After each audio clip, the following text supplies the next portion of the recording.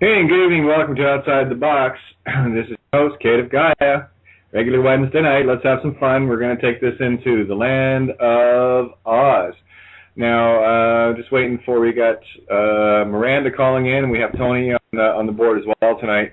And we're going to take you guys into the world of Never Never Land, you know. So it should be fun, you know.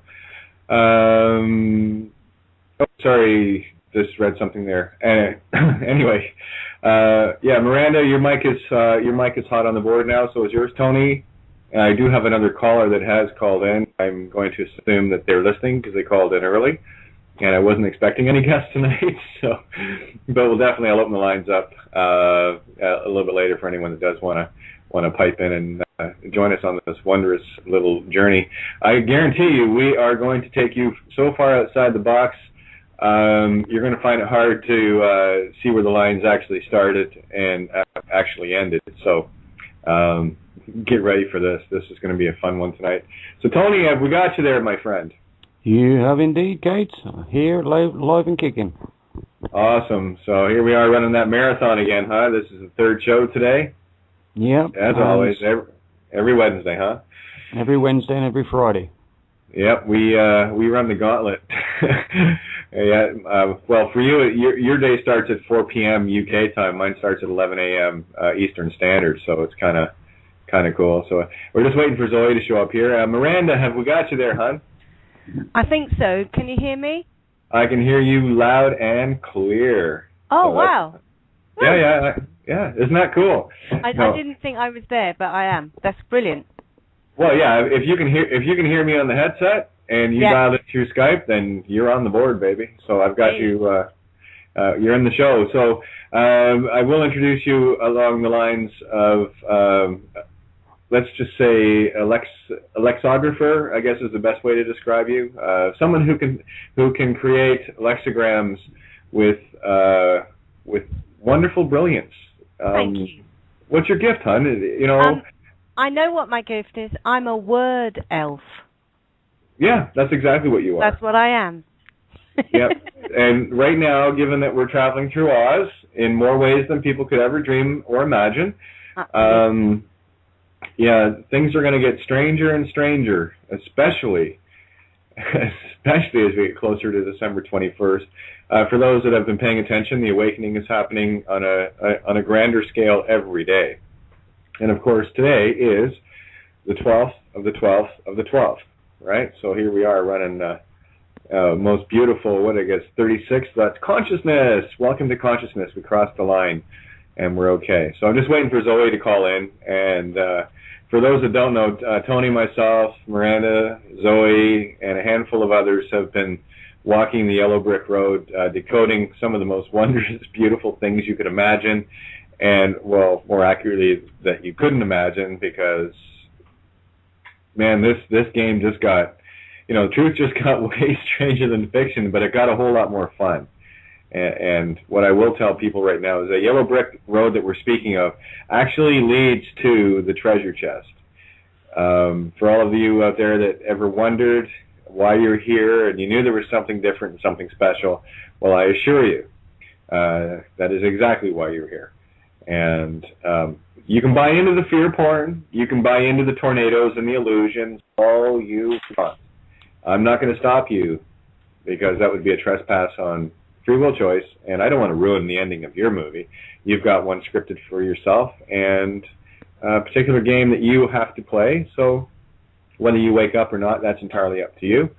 And I think that's wonderful either way. So what do you think of those apples? I think they're very succulent.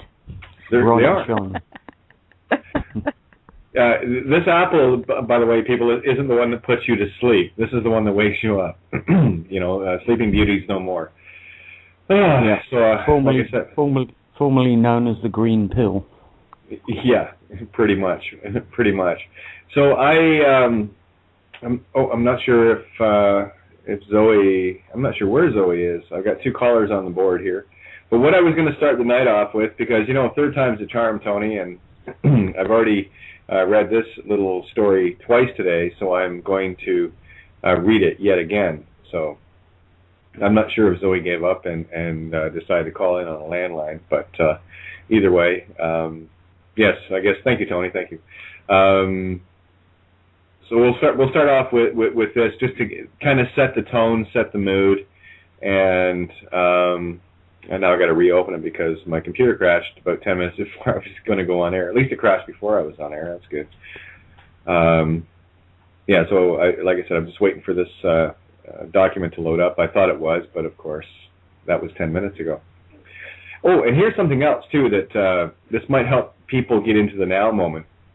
You see, we've talked about intention before, and when somebody has an intention, it is always manifest in thought first, right? You have to think of it first before you do something, in as much as if you're going to go and pick up a cup off the counter, you kind of have to think about it first, right? So the thought must be there first. That's why your actions show what your true intentions are and were. And it's called the present. That's why it's called the present. Your now is the present. So when you're in the now, that is what you are presending ahead of you. That's how you create. All right? That's how you get the present, and how you can get presents and give presents. So it's quite something. Oh, why is it doing this? Close that. There we go. Anyway, actually, tell you what, Miranda, why don't you give before I do this, give the people a bit of a background on you so that they can meet you a little bit closer. You've been on the shows before, but I just wanted you to try that and let people know who you are. Who, me, Kate? Yeah, well, they're all bored with me and Tony, so you're the only one on the line right now. Okay. What about me? Well, to tell you about today, because in 1 minute it's going to be 12 minutes past midnight, but we're actually a day further ahead now. We're coming out of the 12th. And today was totally significant to me. I meditated for most of it, got loads of downloadings and uploadings, and really realised through lexigramming my birth name, which I hadn't really done before, and Kate, you sort of mentioned it, and that's what I've been doing, and it's fascinating. I actually realised that my birth name has been the verse of her story and song of my life, and I have created everything from that.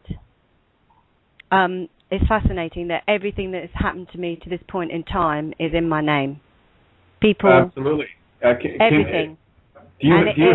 I wrote my life. Did you want to? Do you have the lexigram that you've done for it? Maybe you want to share it. Well, I haven't done one for my name specifically, but whilst doing my name, the Wizard of Oz kept coming up and kept coming up. I watched a bit of it this afternoon, and I suddenly thought, oh, that's interesting. That's interesting. That's in my name. Oh, that's interesting. That's in my name. And so I've written a little thing to do with the Wizard of Oz, and I can read that. So yeah, why don't you do that, and then that'll be a perfect setup for the essay. I can feel it. All these things are coming together in the now. It's beautiful. Okay. Well, I'll quickly sort of translate what a lexigram is, because people might not know. It was Linda Goodman, the world-famous astrologer, who started lexigramming, and it is a spiritual form of penetrating a word, a name, or a sentence on a very high spiritual level. It's not like a word game like an anagram. This is quite it sends you into a spiral, and once you get it, if you like words, you just fly with it. I've slightly cheated because I needed to have a W in my name, and as I have an M, I've turned it upside down, so I do have a W. And I also have a Z, because if you turn an N on its side, you do get a Z. So this is a bit of a cheat, but that's what lexigramming is all about. Yeah. And it's when you have to see it, you play with it. They do that all the time. That's how this language works. So my original birth name is Jemima Lucy Moth Peggotty Morland Telfer. And from these letters, and only using letters, this is what you can come up with. So, The Wonderful Wizard of Oz. So I've got Dorothy Gale, who is Judy Garland. So everything I'm saying to you now is in my name. Toto, Ken dog. Terry, the dog. That was the dog's real name. Auntie M, Uncle Henry. Almira Gulch, Margaret Hamilton. So Almira Gulch was played by Margaret Hamilton, and they're in my name. And in the story, she meets a fortune teller and a tin man and a cowardly lion and a man made of straw. But I don't have an S, so I've said man made of hay. And here are a few little ding-dongs. I'll get you, my pretty, and your little dog. And you can spell that with my name. And there's a red cloud of smoke, yeah? And claim her powerful red footwear. Glinda magically put the red footwear on the feet of Dorothy. And then she goes off to the Emerald City. Follow yellow road. Man made of hay wanted a mind. A tin man wanted a heart. Cowardly lion wanted courage. Lion ready to face danger. And then there was a witch trap. Large head in the city. Flying apes. Drowned Toto. Put on the uniform to hide. Watch the witch melt. Toto opened the curtain to find nothing more than an ordinary man. Apologetic. Float up with hot air. Toto jumped out. Tin Man and Lion and Hay Man left in charge of the Emerald City. You had the power to return home all the time, Dorothy. Tap your heel once. Tap your heel twice. Tap your heel for a third time. Dorothy returned to her room, all family and friend there. All were worried out of their mind for their little Dorothy. And I mean, I just wrote that very quickly tonight, and I know there's loads more to come. No, that's quite impressive, kiddo. Wow. And that's all out of your that's all out of your name. Yes. And I did send you the Gravity Falls stuff as well, didn't I? Yes, you did. And I haven't had a chance to go through that because I wanted to go through it with you, and of course we've been busy. And yeah, because that's very interesting too. Right on. Well, here, just for another sake of argument, and so people can get a real idea of it. I mean, there's a lot of people out there that know who I am, and you actually revealed a lot to me by doing the lexigram with my name. Mhm. So I'm kind of curious, especially now with actually two names that I've got in terms of the Wizard of Oz in the same way that you've done it with. I can just imagine. But if you could share that, just that'll probably give people another deeper understanding.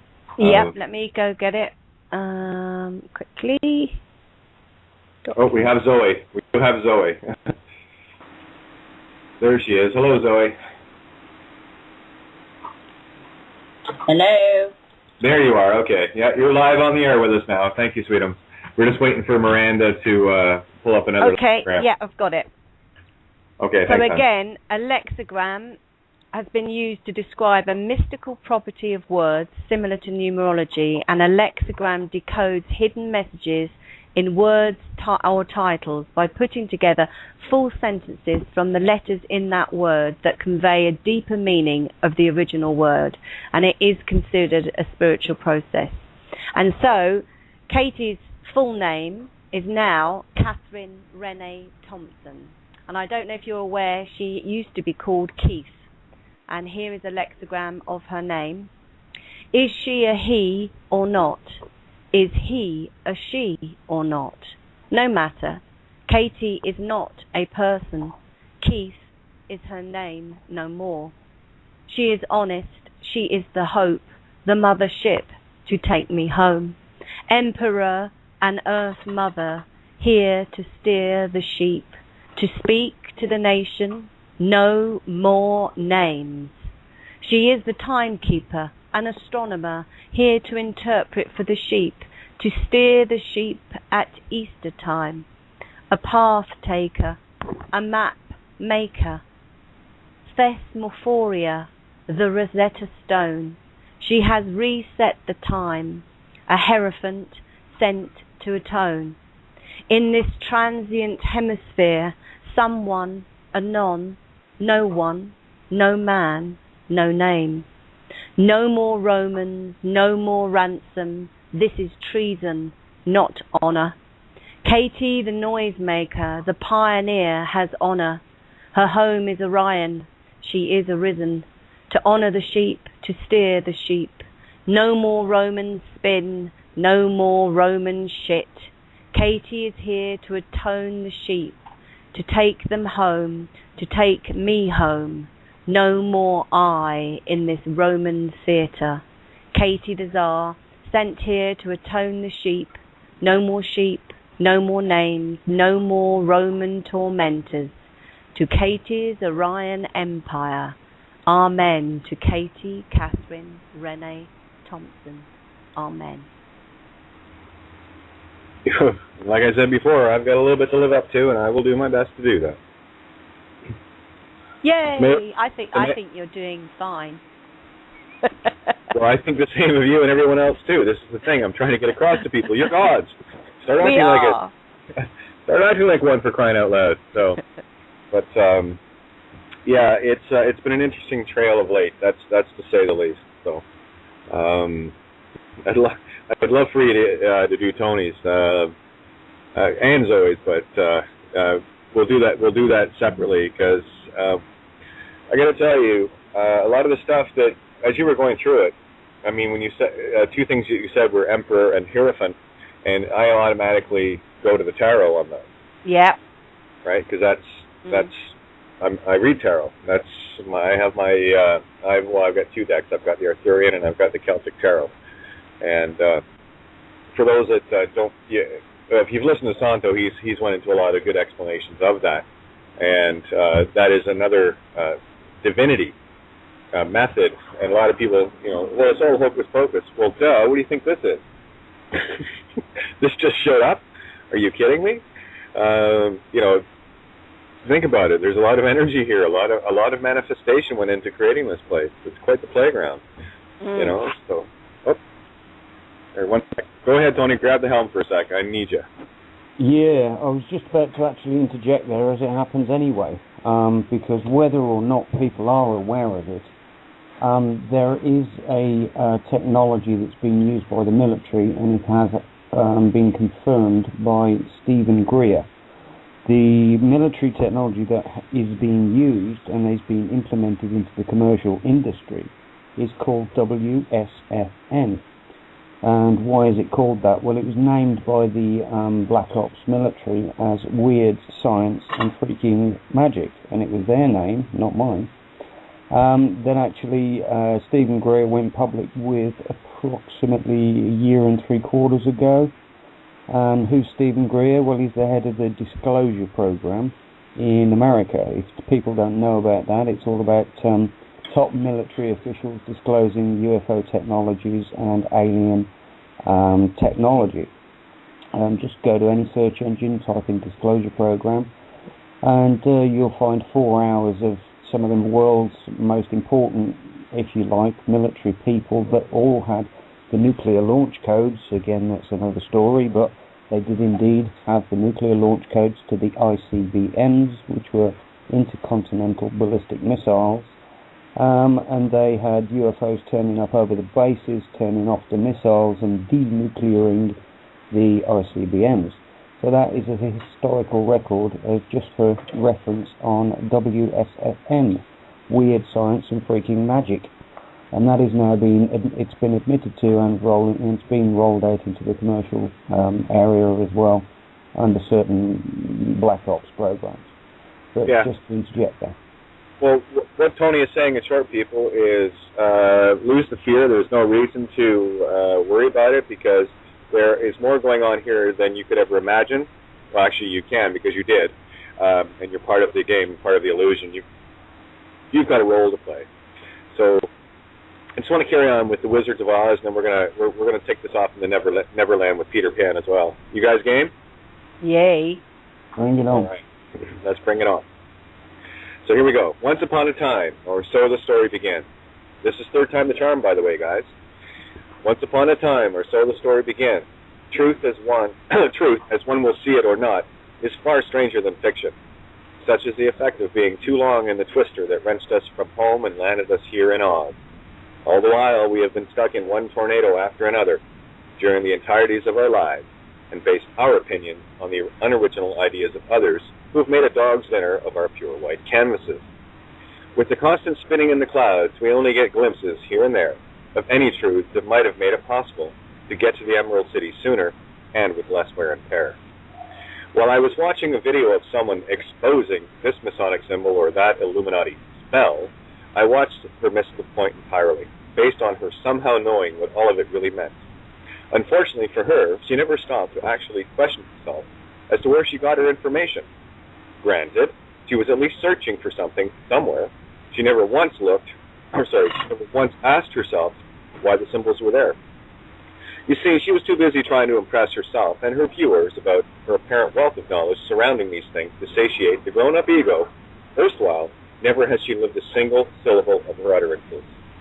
On and on I watched the tornado spin, hearing unoriginal spouting of diatribe, based on something she read somewhere, not once stopping to scratch her own head and possibly ask why.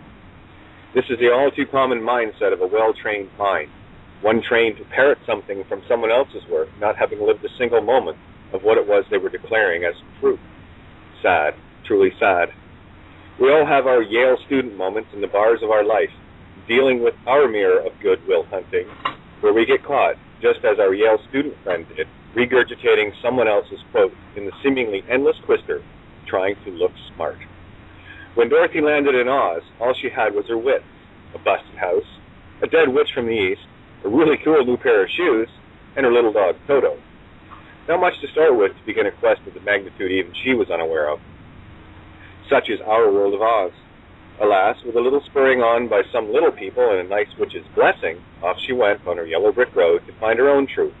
Just her and Toto and a basket of food that was enough to last her for a day or so. All along the way of this road, like Dorothy's, we encounter things and people that will allow us to grow or will try to encumber us, to stop us from getting to our own Emerald Cities. As we go along here, I want you, the listener, to keep in mind that Dorothy, also known as you, always had the means to get home all the time at your beck and call. The good witch Glenda reminds us at the end of the story. The important lesson from this part of the story is simply this: don't judge a book by someone else's description of the cover. Our white canvases as children were badly smeared, and it takes a serious amount of cleaning to get them where we have room to be the child within and get original with our newly bared canvas. What is ironic about that video I was watching is that the whole time I was thinking that a few kids, likely less than 15 years old, cracked the codes of the show she was trying to expose, where I was given the gift to actually uncode the decoded segment. Who says you can't learn from a child? You can if you shut up long enough to listen. And therein lies the true crux of the problem. So many of us have grown up and are simply acting as children with a better means to harm others through the ability to collect money instead of pretty stones on the beach. While people have lost their child within, they never lost the child without, and that one manifests in countless forms of dramas and perpetual tornadoes in their lives. Many still absolutely rely on others to be the proverbial parent, cleaning up after them, settling their disputes, and cleaning their rooms for them. I like to refer to man's ability to build a nuclear weapon that can kill millions and never stop and ask the question as to why they should. This is where the ego knowledge has far surpassed the heart's wisdom. Man's cruelty to man is constantly evident in The Wizard of Oz from the outset, where sheer madness prevails in the form of Elvira Gulch. Later, the wicked witch of the West, with the misuse of power to hurt others. Elvira owns half the county, and as a result manifests a spoiled and greedy child who feels they need to control everyone else's playground. When people can see the childish and selfish antics within themselves, they may then get a larger view from stepping out of a tornado. One does not need to own half the county to be the same as the witch duality. One need only become acutely aware of their ability to either create for self and others, or be a parasite of those that can create, and becoming a more vicious, if not readily visible version of the same destructive force. Either way, visibly or invisibly, the spoiled child is manifest and creates havoc in the cereal aisles of our lives. It is not so much that our childlike innocence has been destroyed, rather, it has been redirected through entrainment of the heart and mind. The grown-up today is simply the transformation of the child raised by other children that like to call themselves adults. Tornadoes of one kind or another are created every day, from the chattering neighbor type to the office water cooler and everywhere else the grown-up children play. During the scene where the Wicked Witch gets melted, she utters, "The last to go will see the first three go before her," which I saw as a wonderful clue on my own yellow brick road. I'm one of the kids that likes to keep my playground neat and peaceful. For me, the clue was this. Before I can find the Emerald City, there are three things that need to be discovered prior. I had to discover the mindless strawman, as within, that is perfectly manifest, as without, in the legal illusion. Then I have to find my own heart in my vessel that has been removed due to the mindless banterings of the left mind logics without feeling. Finally, I have to find the courage to face these things within me, where the exterior manifestation becomes my own perfect mirror. This is what I like to call the mirror call, or miracle. All too often I meet people that talk a great story from the position of our Yale friend and inexperienced video analyst. What I find most interesting is that most people do not like the Wicked Witch, yet they are generally a perfect mirror of her, while casting blame and responsibilities everywhere but on their own shoulder. Too often, people take things for granted and place their burdens on others, preying on the goodwill and natures of others, never once thinking they are, and woe betide you if you tell them. You will either get met with anger or the glazed-over eyes of the perpetual victim, where neither can take it upon themselves to see what possible role in the equation of life they play. These are the uber children who have never grown up enough to find the innocence of their own child and are still creating playground havoc for the other kids. When people watch The Wizard of Oz, they can be entertained with all the pretty colors and fun storyline, or they can gain profound wisdom from a movie that appeals to the wisdom of the inner child. My estimates put the former at 99%, where you can see the 99% screaming out against their adoptive, by their choice, parents. Oh, and please don't hand me the, "but they did this and they did that" bullshit. If it is the bank or job you're mad at, you chose to use both and much more, and will continue to be a hypocrite in your raving. I must say, this does make it rather difficult for those of us that have stopped being hypocrites, and we're at the mercy of the other kids until they too wake up and shed the chains they're holding. This is a very circular and destructive tornado, and it really is a situation of finding the strength to hold one's position until the other kids have actually had enough of collecting everyone else's marbles to put in their own. When people can begin to view this world as a playground filled with misfit children, hell-bent on the destruction of their playmates, being led by the nastiest kids on the playground, maybe then they'll stop playing with them. A perfect example of this child-like mentality gone schizoid are those that are in an endless waiting for presents on Christmas morning mentality. They're the ones that not only want someone to wipe their noses and asses, but actually expect it. I, like everyone else, chose my path, and I take full responsibility for it. I am where and who I am based on my choices and no one else's. It was me that chose to go all in with this crazy game to see what truths were there. There are so many sitting around waiting to cherry-pick the victories of others, wanting to play the big truth games but haven't tossed anything in the kitty. Well, hey, you get out what you put in. What I find even more amazing, that while on my yellow brick road walk, I have not only tossed in the entire collective ante, I've been helping people along the way that are still happy to drain my resources in all their forms. Good thing I'm a creator god, or I'd be dead long ago. No, too many folks are quite content to sit in the life raft while people like me and others are drowning in the water trying to pull that boat to shore. And then they have the nerve to invite all their friends on board, too, to create more drag in the water while conjuring up one drama tornado after another. What is even crazier is that when you confront these children, they look at you with a dumb, "What?" expression. I've been gifted recently to have met an entire room full of people that are beyond that mentality and can see the bigger picture, because they're seeing with their hearts, not their straw men. The reflections on the yellow brick road are dazzling. To be continued. Yay! Yay! Awesome. Comments? Jump in, guys. Well, that's exactly where we're at. And that was something that I've totally realised today, that I've created everything. You know, I am the God in my universe, and I've created everything that's come to me, all the story, everything. And that's absolutely fascinating. And, you know, when you penetrate your name, there are good things as well as bad things in there, or whether you want to say good or bad, but that's the point. You know, this is the balance. This is the masculine, the feminine, the yin, the yang. You can't have good without bad. And bad is there to teach you the reason why. Absolutely, yeah. Exactly. The point. Everything's a learning curve.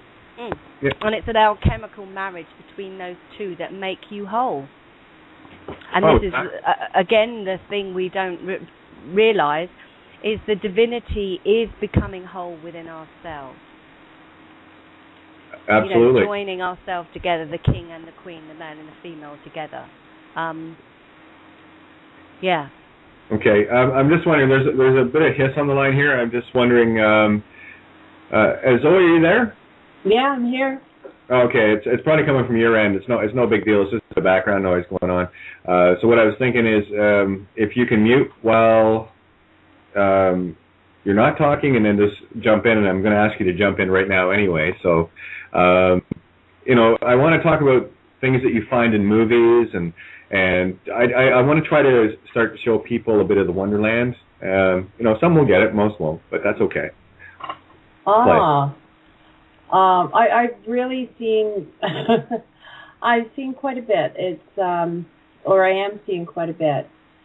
I really am with the belief that there is an absolutely awesome good side, and they are putting out great information in the movies if you can get to the point of seeing it from a child. A lot of information from, what did I just finish watching? The Polar Express.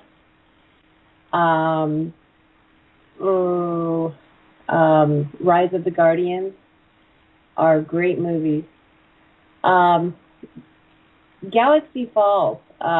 Somebody posted that on the group, and it's a great cartoon. And it's rather funny. There's a lot of education coming out for the kids coming in, which is awesome. But basically, there's a heck of a lot of fear-mongering that's been going on for years and years, to the point where we're all confused. And it doesn't help either that we're indoctrinated into a system that plays the blame game. So a lot of us have to almost retrain ourselves to question, are we blaming because someone's to blame, or are we blaming because, you know, that's our indoctrination system? If you can get through all of that, you'll actually see it's a lot simpler, much simpler. I posted a Men in Black segment, which was, I thought, awesome. It's the one where they're in the post office, which is inside a lighthouse. And Will Smith is trying to talk to the other agent to come back. And this little girl cuts in and demands stamps. And the partner says, Elizabeth, you know we can't take your stamps. And then Will Smith picks her up and shoves her out of the way. And anybody who knows Elizabeth, we're talking about Her Majesty. And we've been led to believe that it's this huge wicked witch of the West. And if you can take a step back and really see what they're telling us, you'll be amazed at, the simplicity. Yeah. I was going to say, my impression of all those that are in power are the youngest children of us all. Yes, and it's an illusion. And I'm not saying that we don't ever have to be accountable for our behavior. That, you know, it starts with being responsible for yourself and having accountability for yourself, but also getting beyond who's who and who really holds the power, and being accountable, and who the illusionary individuals are, is really where it comes to. And I look at this as all the old fairy tales seem to be coming right back to life, and even Homer's Ulysses, where it's that you find yourself going away from home, and you fall asleep, and you get seduced on islands, and you get lost, and then the day comes where you start voyaging back home. But I had said to Kate before, it's not like you get to just walk in the door and yell, "Hey, I'm home." Sometimes you have to come back in and kick other people out that weren't supposed to be there. So yeah. And it's actually I like the prodigal son. It's a healing, and it's just learning who's who and taking responsibility. And this blame game, it's the bankers, it's the aliens, it's the 3D or 4D entities, it's whatever. You know what? It'll keep you from finding the answer if you focus on distractions. Yeah, the tornadoes. Yes, and then the Mayan calendar, that's a wonderful distraction, you know. Like, I do believe there's changes going on, but it is already here, and it's continuing. Yeah, there's a lot of distractions because there's a lot of great stuff coming. Exactly. And you mentioned the Mayan calendar, and this is something that goes back a lot of years with me, because a lot of times you'll see, pictures of the calendar, but it's not actually the Mayan calendar. That's the Aztec calendar. Well, you have to question a calendar that just happened to be found under a church. What was it? The 1890s or something. But you have to question the convenient finding of it under a church, Catholic church. So, yeah, there was another one found as well that actually carried on to some 200 years into the future as well. It wasn't just the one that's prompted to be the Mayan calendar. There was actually several, but this one was actually had more information on it, and it was found in the tomb of a king. Ian Lungold, have you heard of him? He does he does a great summary on it. Yeah, he does a great summary on it, and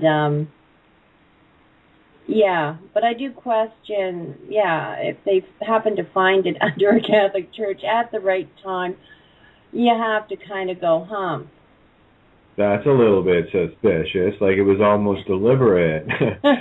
They wouldn't do that. And that's something that I really want to get across to people tonight, so they can start losing this anger bullshit that they're all stuck in, and start to see that this is a show, that this is a play that we're all part of, that we're all actors playing a role in. And this is where we have to be the Peter Pan getting the shadow reunited, thanks to Wendy, right? Putting Peter Pan back together complete. Because what we're dealing with down here is the bodies that we're walking in are the shadows of ourself. And what we're trying to do is reunite our true self with this shadow. And that's the correlation I see with the Peter Pan at the beginning when she ends up doing that for him, sewing the shadow back on. Well, one of the things, too, that's keeping people from being a happy child and looking at things brightly is this fear-mongering. I told you I watched a video on this woman who broke down, what was that executive order that Obama signed in December 31st that was supposed to take everybody off to Guantanamo Bay? I can't remember. I know the one you're talking about, though. And I know where you were no longer protected if you were a U.S. citizen, and that. Well, this woman was breaking it down, and I'm looking at the words on it behind her head, and she's telling me what it means, and I'm sitting there and I'm going, that's not what it says.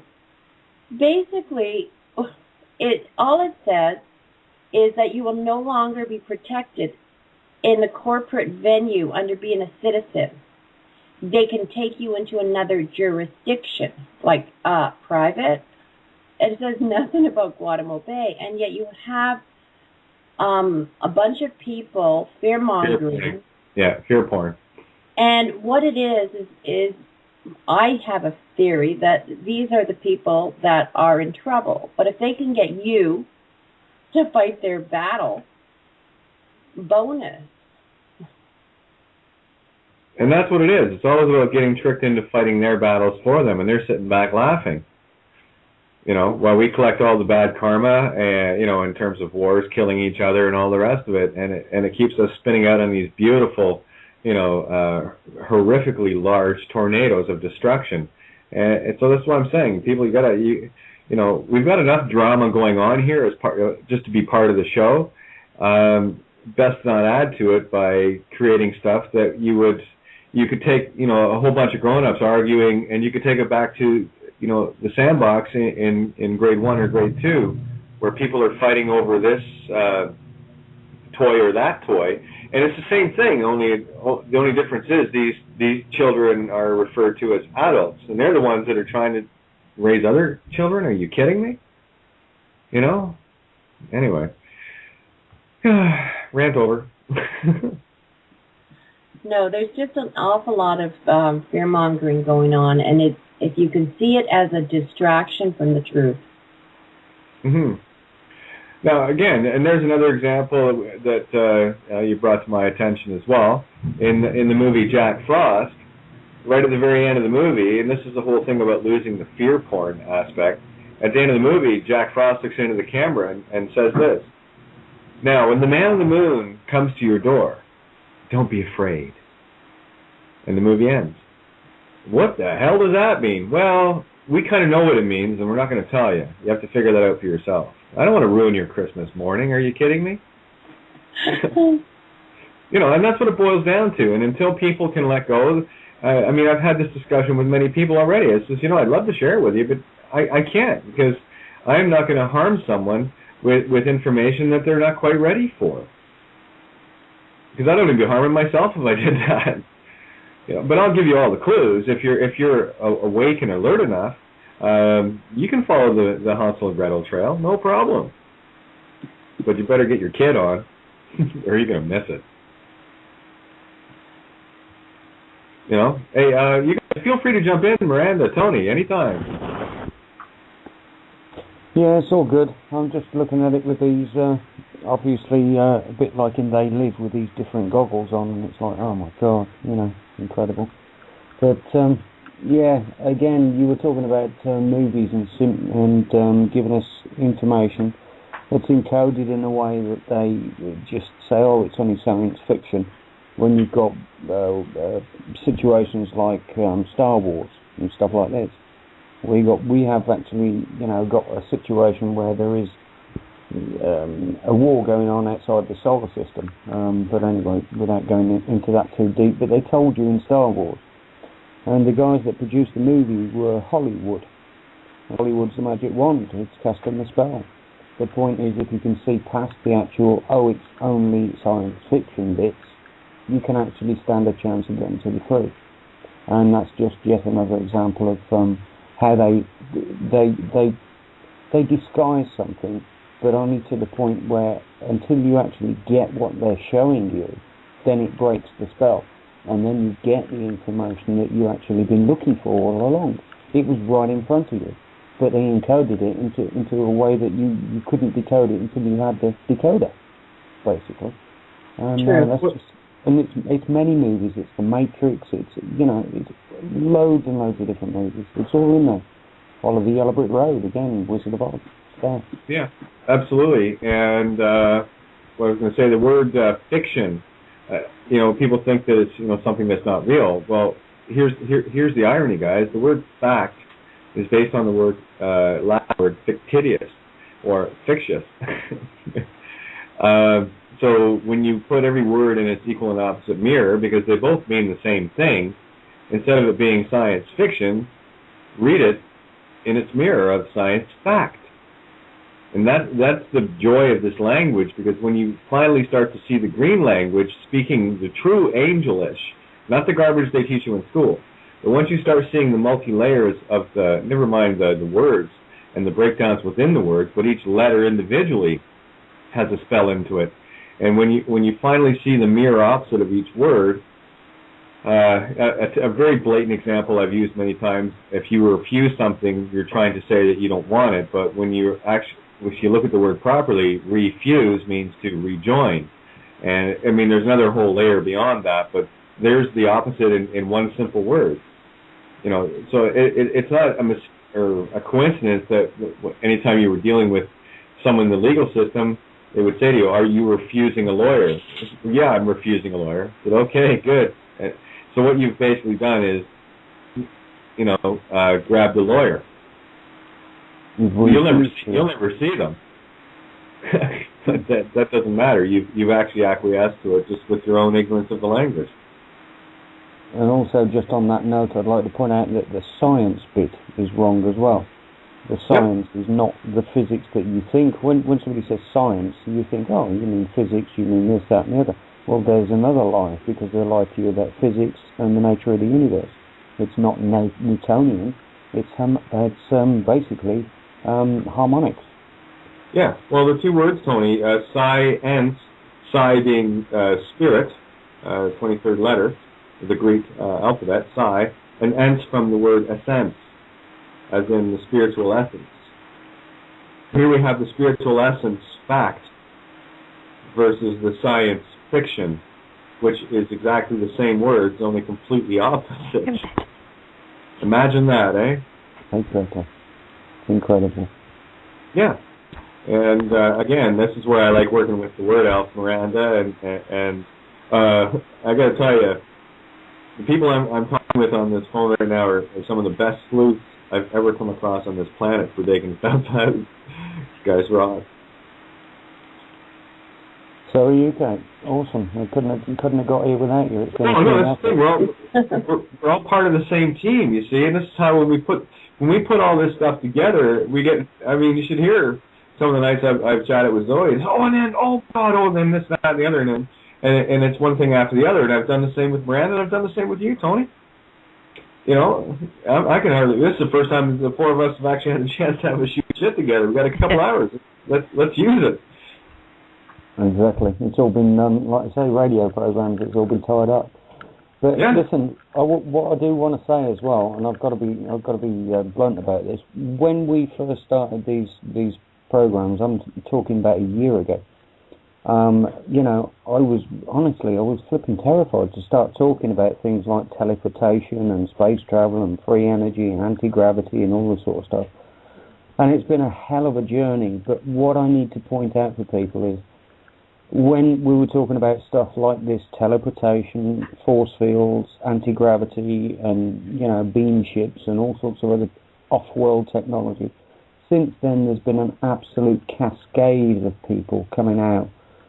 Brett Stillings is another guy. He's been to Mars. He's teleported through some of the jump room technology we've got. He's also been time traveling into the future.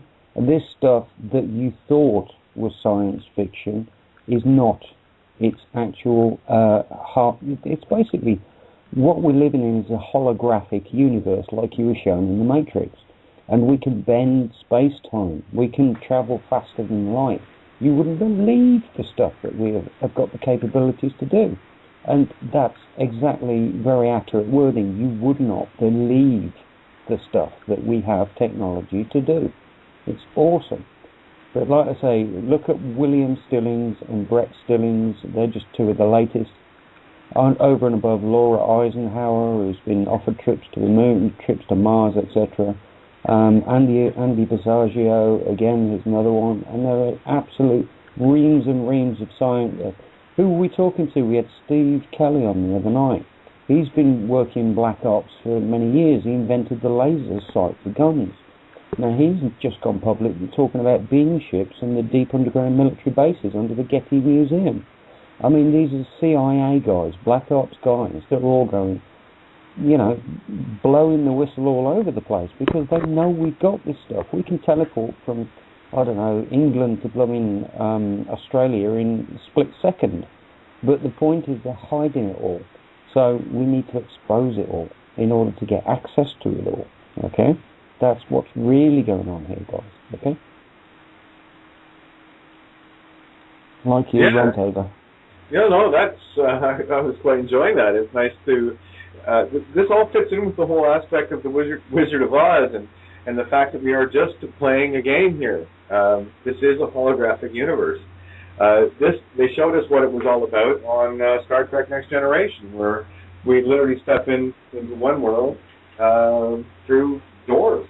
Adjustment Bureau was another great example of the holograph aspect, where you go in one door and come out somewhere else in the city, you know? And someone else would try to come through it, and if they didn't have the hat on, there's that hat thing again, it wouldn't work. The door worked as normal. So you had to be wearing this particular hat to get through these doorways. Absolutely. Yeah. You needed to be armed with the information. I mean, we were talking to Stephen Kelly, who's actually experienced these beam ships, and he was saying you can look at a tiny little segment of the ship and sort of go into that little segment, and it opens out to a huge room. This is, anybody remember Doctor Who and the TARDIS, where you've got this little police box, you walk inside of it, and there's this big, massive ship control room in this tiny little box. It doesn't make sense in this reality, but the fact of the matter is that we've got technology that can do this stuff. It's just been hidden and kept away from us in order for us to complete our experience as human beings on Earth, and that's what we're doing. We come into closure now, 2012, with the Galactic Rift and all the rest of it, and we're here to help where we can and bring you through. So that's just what we're doing. That's all it is, and we have gamers on both sides of it. So those that are trying to hinder those from getting through, and those that are trying to help. And when one understands it is just a game, and that you actually have to earn it, because if you don't earn it, you didn't learn it. And this is why there is no cherry picking in this realm. Okay, you can't sit around and wait for someone else to do it for you, because you won't have the reality to carry on any further. And you know, you're not going to advance a kindergarten student into grade 1 if they didn't learn how to share in kindergarten. And that's really what this boils down to. Yeah, you can't write a novel unless you've learned how to spell. Yeah, exactly. You know, and you know, don't try to talk to somebody about. Well, it's sort of like someone that works on a furnace trying to tell a cobbler how to mend shoes. If you haven't done the shoe mending, you shut up. And vice versa. If you haven't repaired furnaces, you don't know the first thing about it, shut up. You might want to listen. They might have something to share for you. And that's what I find with so many people, is they get so wrapped up in their egos and how smart they are. All they're really doing is regurgitating someone else's nonsense and haven't had an original thought their entire lives. They're the ones that are so busy speaking off of a canvas that was never theirs. So all we're trying to do is take a flamethrower to your canvas and burn off all the crap and garbage that's been put on there since the day you showed up here, and give you an opportunity and hand you the paintbrushes and all the pretty colors again and start painting your own. You know, paint your own Oz. Yeah, and this time don't let anybody else paint on it for you. Well, yeah, I've gotten pretty defensive of my my canvas. I mean, I always was, so I've always kind of marched to the beat of my own drum for the most part, and I was always willing to look everywhere, because as far as I was concerned, everything here is full of it. So I better look at all of it so I get a better idea of what being full of it really is, you know. So, but anyway, Miranda, Zoey, pipe in here, girls. I was just thinking about films. As you say, Adjustment Bureau, loved it. Amazing film. And another one that I really like at the moment is In Time. Have you guys seen that? Yeah, isn't that the one with Timberlake? Yeah, and he actually doesn't do too bad a job considering it's him. But that's the lovely one where they have time written like a barcode on their arm, and they have to earn it, and if they run out, they die.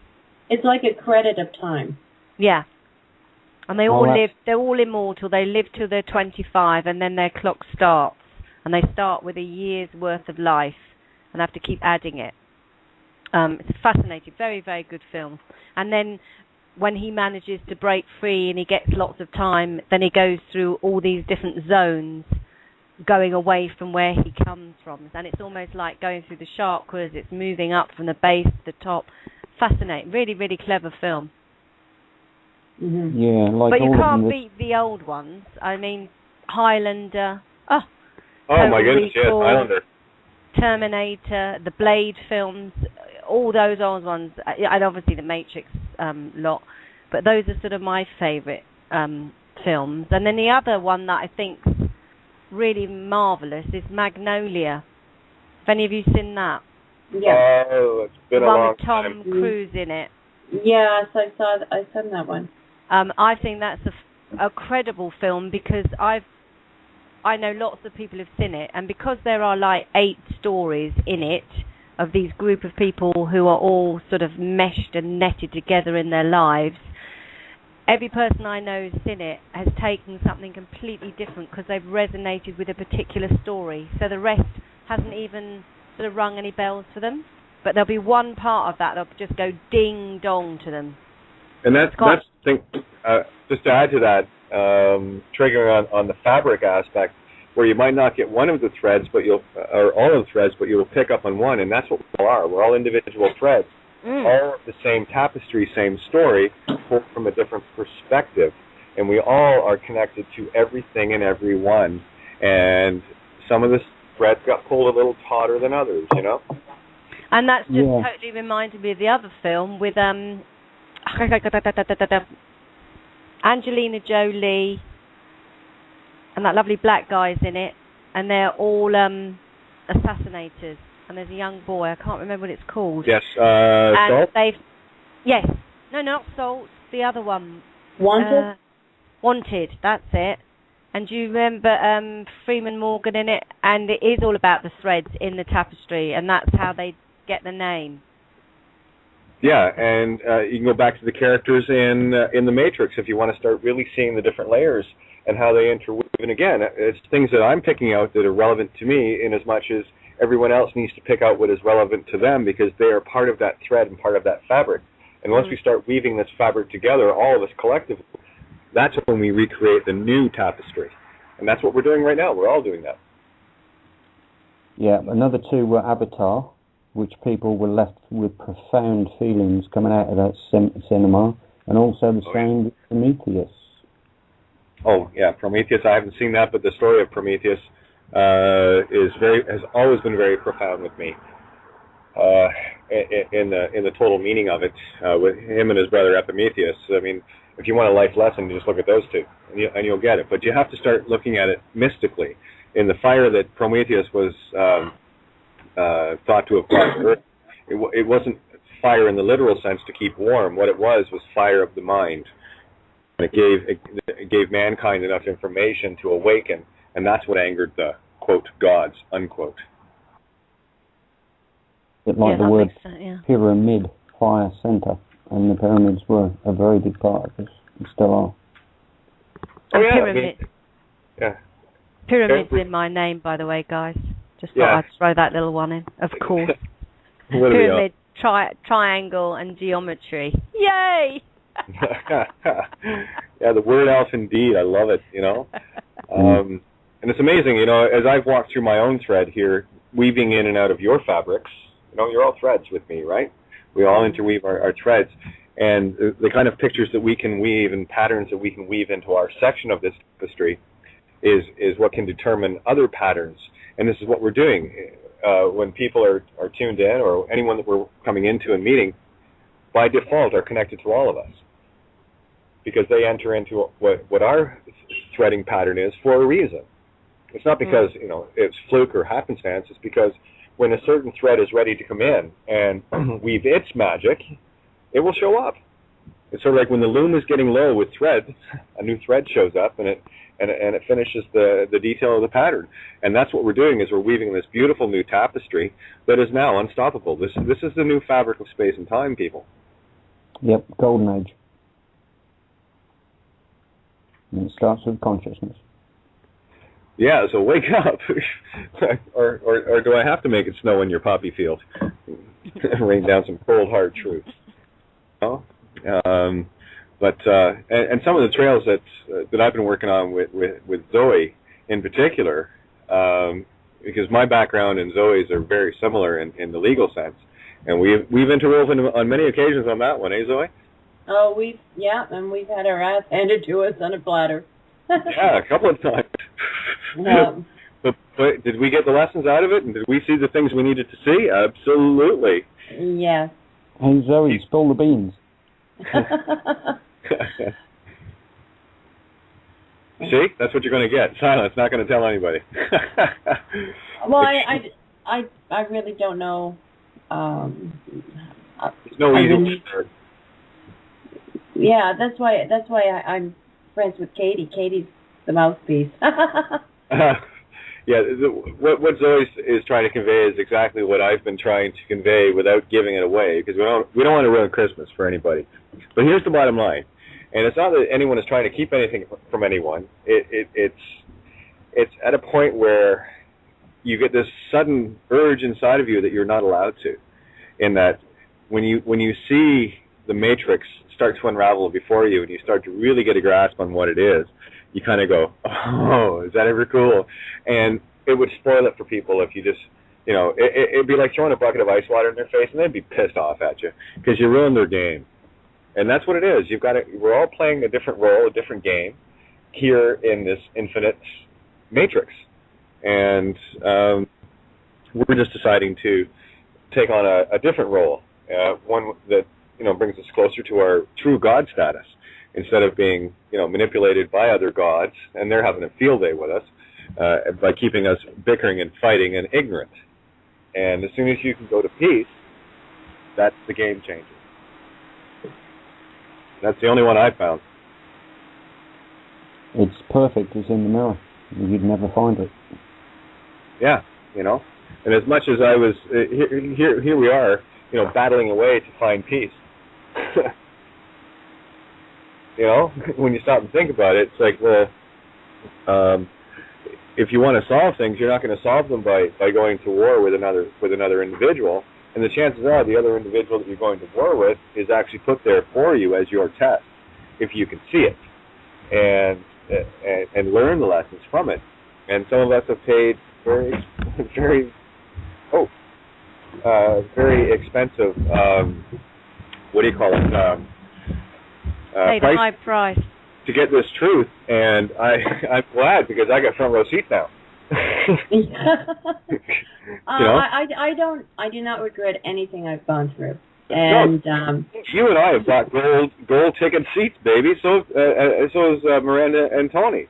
Yeah, I totally agree. I think everything that has been the worst for me has been the most enlightening and awakening, and actually I'm most grateful for. And I wouldn't change a thing. And I've had quite a lot of shit in my life, and I really wouldn't change a thing, because I wouldn't be who I am now.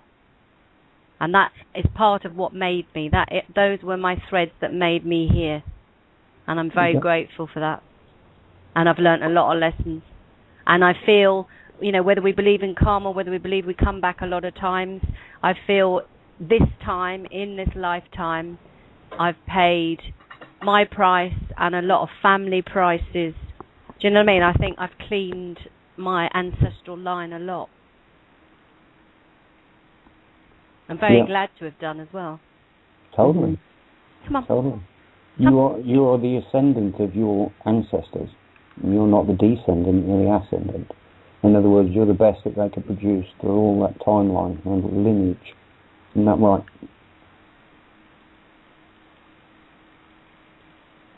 Sorry, I couldn't unmute there. Oh yes, absolutely. You said it perfectly, Tony. We are the net result of all the things that came before, and what a wonderful perspective on that, Miranda. And here we are cleaning up a lot of the old family lines. So I mean, regardless of where we go from here, I mean, that's our choice of what we want to do and what direction we want to go. So that in and of itself is a major lesson learned, where we can take it upon ourselves to clean some of that karmic slate, not just for ourselves but for those around us, and set a bright future in place for those before us. Yeah, the day is going to come very shortly where, it's going to be, I told you so, and it's going to be glorious. It already is. I can already see it. And yeah. Oh, sorry, go ahead. No, I was just thinking about Tony wanting more information and feeling kind of not sure what to say. And I thought, if I could assist anybody into learning a bit more, I would suggest they go to the Federal Trade Commission website. They've got a wonderful booklet and instructions on how to file for identity theft. And that is a wonderful tool that they've given you. And a lot of really good information can be gleaned from the booklet that they offer. Sorry, Zoe, can you say again? Federal Trade Commission. See, I think if you look at the Men in Black little YouTube, what they're basically telling you is the federal law enforcers are not our enemies. In fact, the way they pushed Elizabeth out of the way tells you exactly who they are. And they are not our enemy at all. But they have, there's a lot of information that could be gleaned from some of their brochures that you can actually use even now in certain situations. But just the information alone is,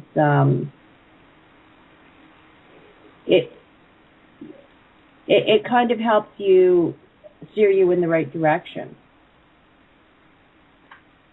Yeah, and you said it very poignantly, and I'm going to reiterate it only because people really need to hear this. They are not your enemy. The only enemy that you are seeing is the one that you are forcing them to reflect back to you. This is where... Another enemy that we're seeing is the disinfo. We have huge videos. Look at the cops beating this one today, that one tomorrow.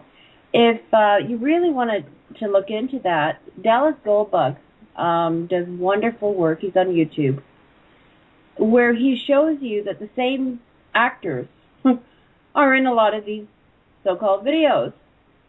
So is this really happening? Or are these just actors, the same actors that showed up in the G20 are the same actors that showed up at Occupy Wall Street? And they were the same ones getting arrested and pepper sprayed. And you have to really look at the fear you're being sold. Yep. And, yeah, so I encourage everyone to look at Dallas Goldbug's work because he's going to make you really shake your head. But I'm okay with that because he makes me question. And if I'm questioning, I'm on the right track. It's when I have answers, I stop and go, geez, where did I fall off? But he makes you question. So I think we're being sold a very sour, a lot of disinfo is there with who's the good guy, who's the bad guy. Oh, we're all effed. The name's not mine. The whole 9 yards. Yeah, we've been down all those roads. Yeah, and it's not kidding. And yeah, I mean, I went through a foreclosure and basically got. Pardon? Oh. No, go ahead. No, I've been down a foreclosure. I, got to spend a couple hours in a cell for my efforts. The people that did it didn't want to do it. But they had no choice. And I've taken my share of hard knocks.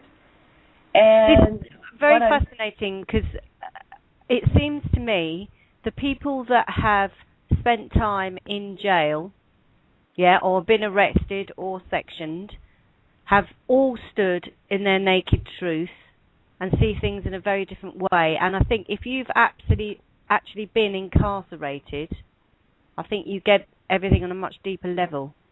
Well, it was for an hour and 45 minutes, but oh. Yeah, they called it detained. Okay. So, but it does make a difference, because when you've had your freedom taken from you, I mean, even being 5 minutes in a cell, it certainly wakes you up to a lot of stuff. What made the biggest difference was I had it videotaped, the whole confrontation. And what made the biggest difference was when I looked at the video afterwards and I saw the pain on their faces. That is what made the biggest difference, is when I realized none of them wanted to be there. Mm. And that puts a big spin on things, you know. I was never mistreated. In fact, when I look at that video, I'm almost embarrassed because I had more knowledge than they did, and they did not want to be there. So, yeah, but people go, oh, but, they're bad. No, they were doing the best with what they had to work with. And I was doing the best. And unfortunately, knowing what I know now, I would not have handled it the same way. But, hindsight is 20/20. But again, if I can encourage people to really look at what you're being shown, because they're showing you who has power, who doesn't, where you're being lied to, and where the truth is. And people aren't tuning in, whether it's the excitement of the blame game, whether it's the excitement of, the bad guy and they're out to get us. We have friends. We really do. And they are willing to give us information if we're willing to look for it. Here's the thing, I'll sum that up very, very easily. They're going to give us exactly what we need to snap out of it. And depending on the level of peace that you've been operating in, will determine the outcome of how much hassle you're going to get. Yeah, I got handled a bit, but, not as bad as some that would be belligerent, because I'm not a belligerent type. I always stood in peace and calm and made my case very clear. And, I can speak firmly. And I will stand in that truth. And there are others out there. I mean, you can see the crazy kids getting, and I'm talking kids from, whatever age up to whatever age. When I say kids, I'm just talking about the maturity level of the individual, that are out there just knocking heads with these guys like it's some sort of game. And it is a game, but it's not the kind of game I want to play.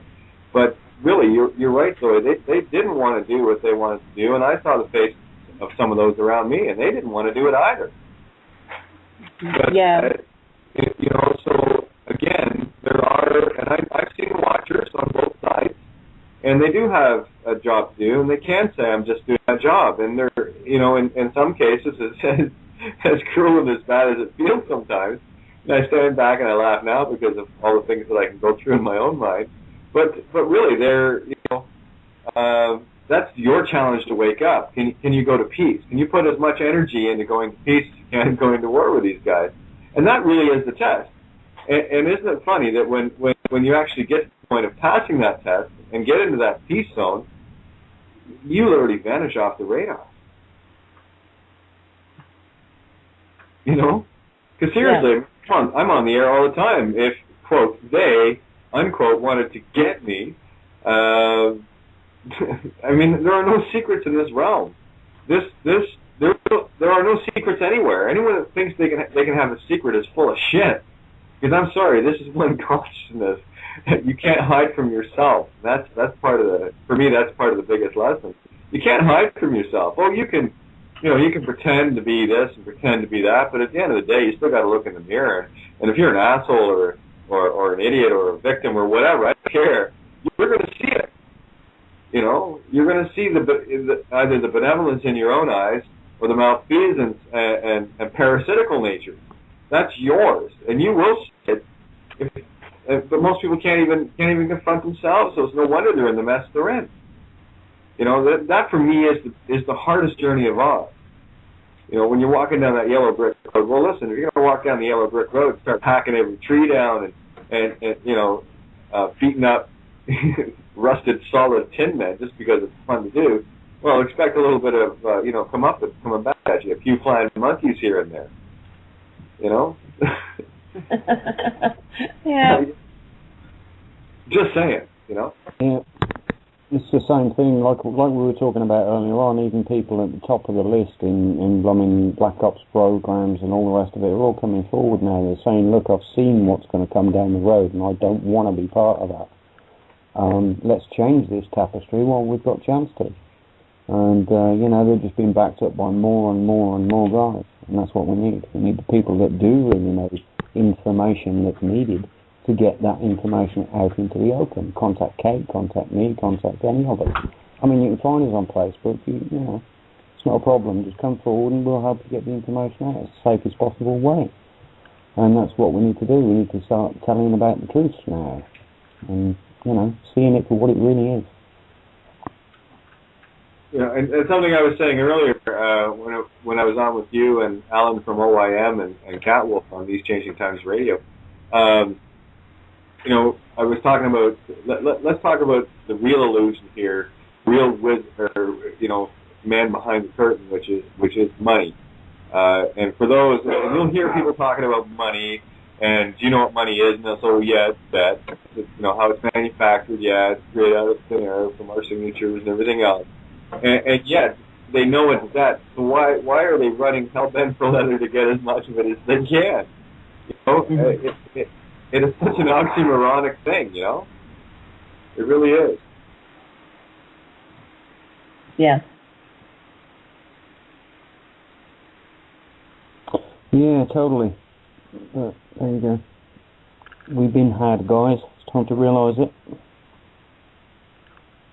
It's just rung a bell with me. You just said, Kate, there are no secrets. Do you remember the film Sneakers with Robert Redford? Yeah, that's going back a while. Yeah, but I mean, again, another amazing film that's got anagrams in it, and they're trying to work out what the meaning of the sentence is, and it is there are no secrets. Isn't that funny? The red sneaker, and then you've got the ruby slippers. Yeah, yeah. Well, it's the same story, isn't it? More or less. Well, yeah. When you go back to the original Frank L. Baum series, he wrote a ton of books for Oz. Wizard of Oz is just one of them. And a lot of these stories, I mean, I've read a couple of them. One that was very poignant for me as a child. But they all effectively have, although very different plot lines, very different characters, but they always have the same lesson in them, just told from a different perspective. That was one of the masteries of Frank L. Baum. Now, where was I going with that? I forget where I was going there.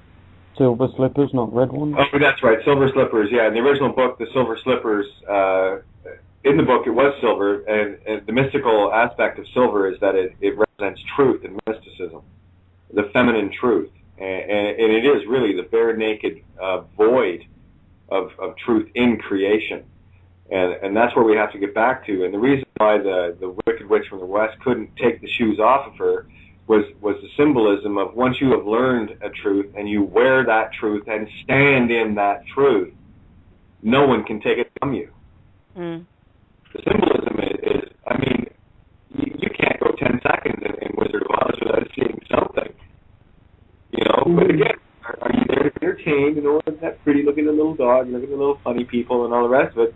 Or are you seeing it for what it is? You know, the pi ratio, golden mean start out, right? That's the beginning of creation on this golden road. And look what Dorothy had to go through. She had to go through the haunted woods. She had to, you know, keep her wits about her. Her and her friends were attacked by the flying monkeys, and she ended up in the castle. And what was the only thing that could destroy the Wicked Witch of the West? Another symbol for truth. Water. Mm-hmm. And how many movies do we see where somebody's drowned in the movie? Mm. Drowning seems to be a theme in the movies as well. Yeah, we get to speak down in our own truth, and that is another heavy symbology. You know, and when people finally start to see the coincidences and the correlations within their lives, if there's something that triggers you of a memory as a youngster, pay attention. That's one of your clues.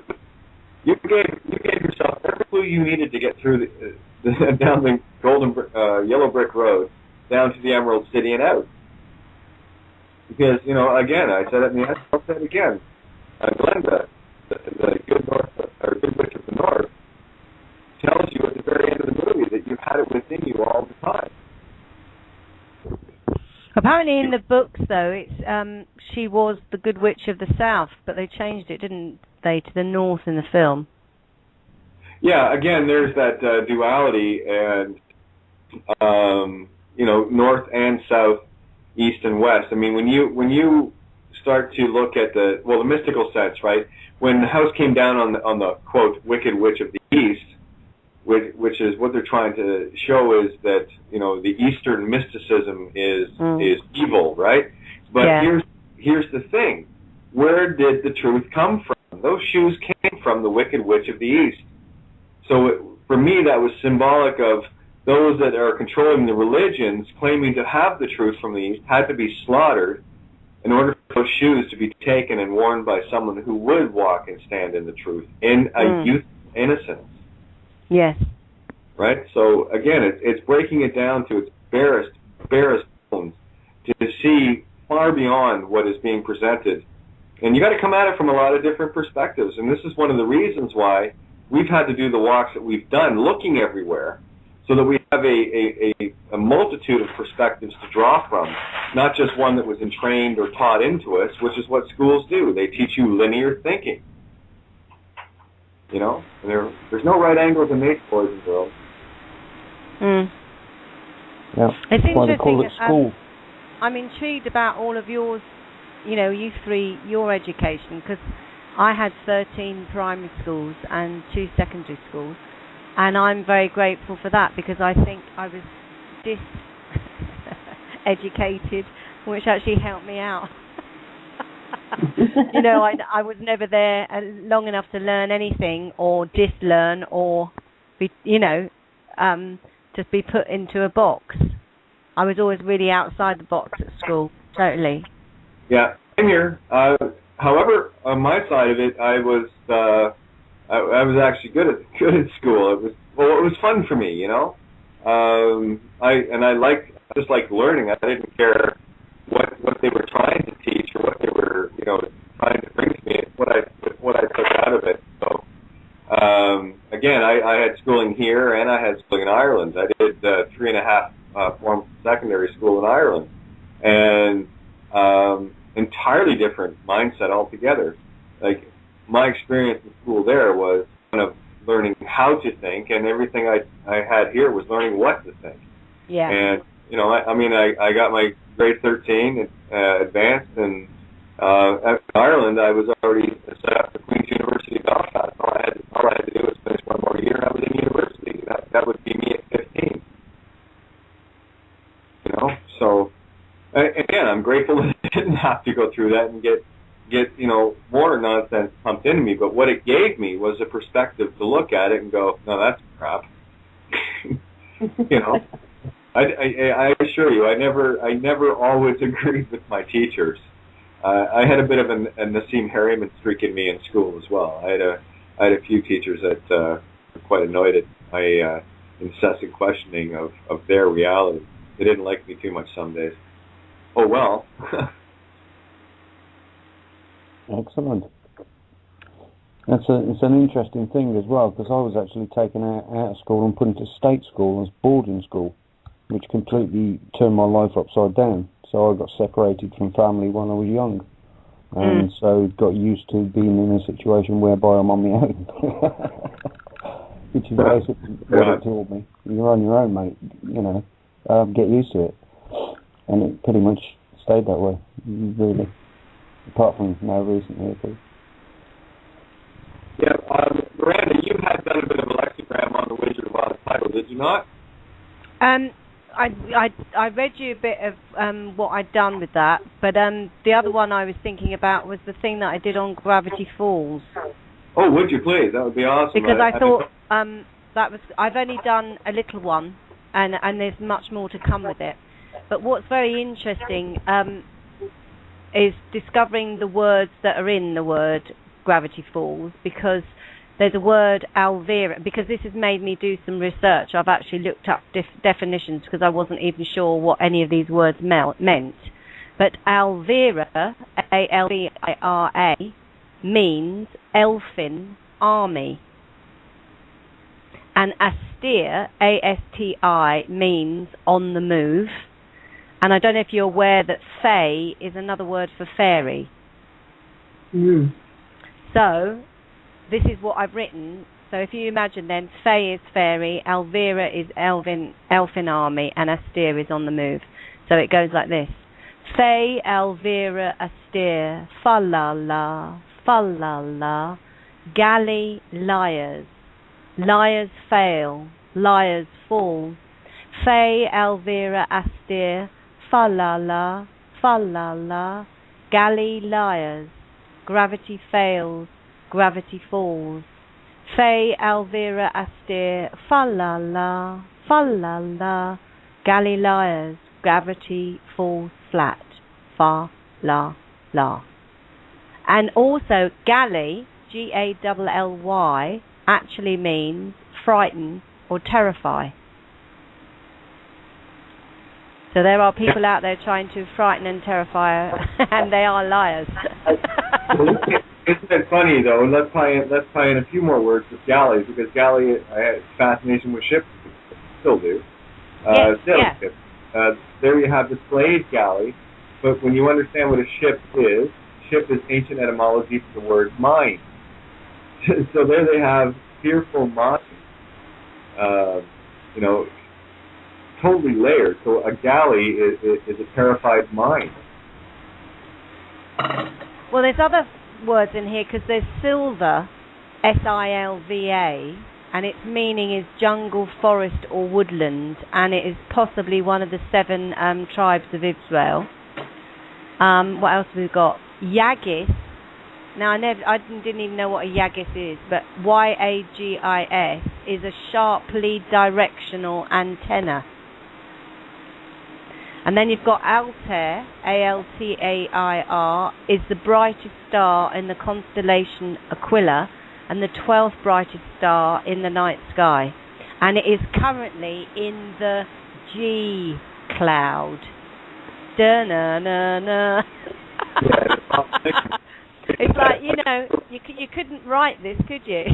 No, and I'll carry it on a bit further, because for those that know how to actually, and I have to thank Zoey for her beautiful instruction in this, the Black's Law Ninth Dictionary, or Black's Law Dictionary 9th edition, by the Wicked Witch of the West, no less, West Publishing. Anyway, is the magic book. If you look at Gravity Falls, you'll see through the series they show book 2 and book 3 in the series, because great uncle or Grunkle Stan has book 2 and Dipper has book 3. This is stranger than you can imagine, people. Now here is Alvira, as you would put it. The closest word I can get to it in Black's Law is this, Alvia, which is historically, another history one, go figure, the bed or channel through which a stream flows in its ordinary course. Which I thought really? Was yeah. Oh my God. Well, give me another one of the words that you cracked, and I'll look it up in the magic book. Okay, Alvy, A-L-V-Y. A-L-V-Y. That'll be the same word, Alvia. Because that means elf friend. Yeah, the better channel through which a stream flows its ordinary course. And has it got Sylvia in there?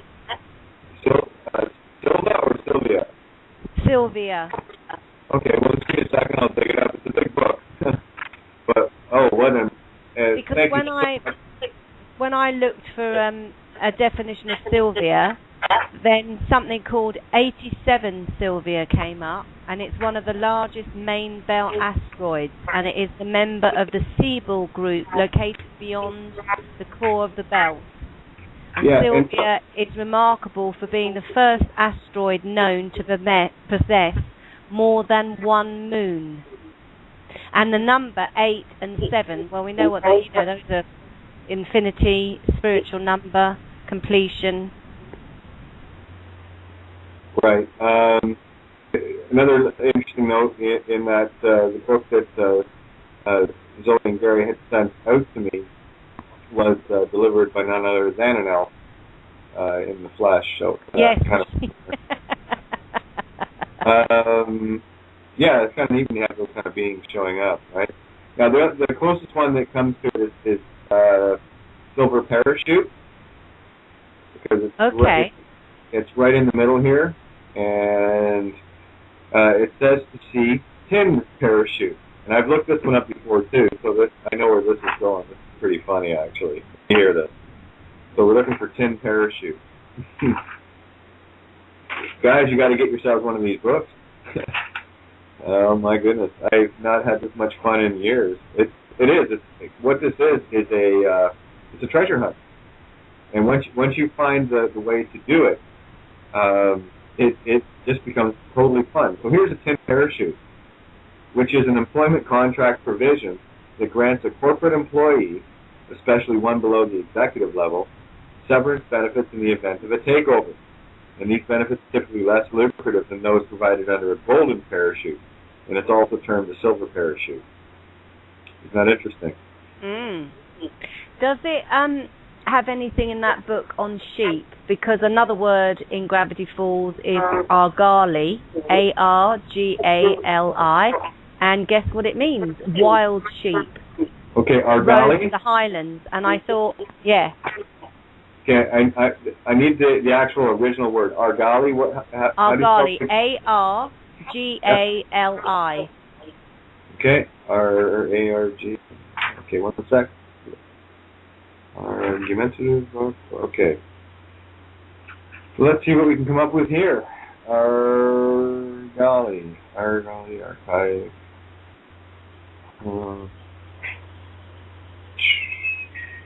Because argal means therefore and thus.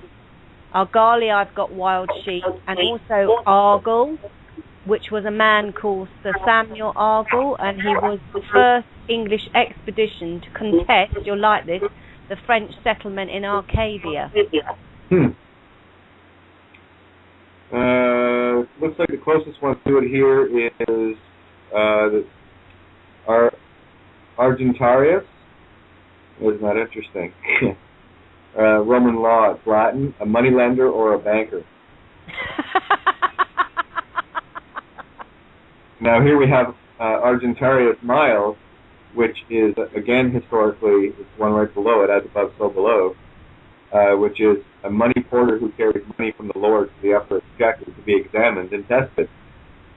And if we're going as above, so below, we have to go to arguendo, which is Latin in arguing.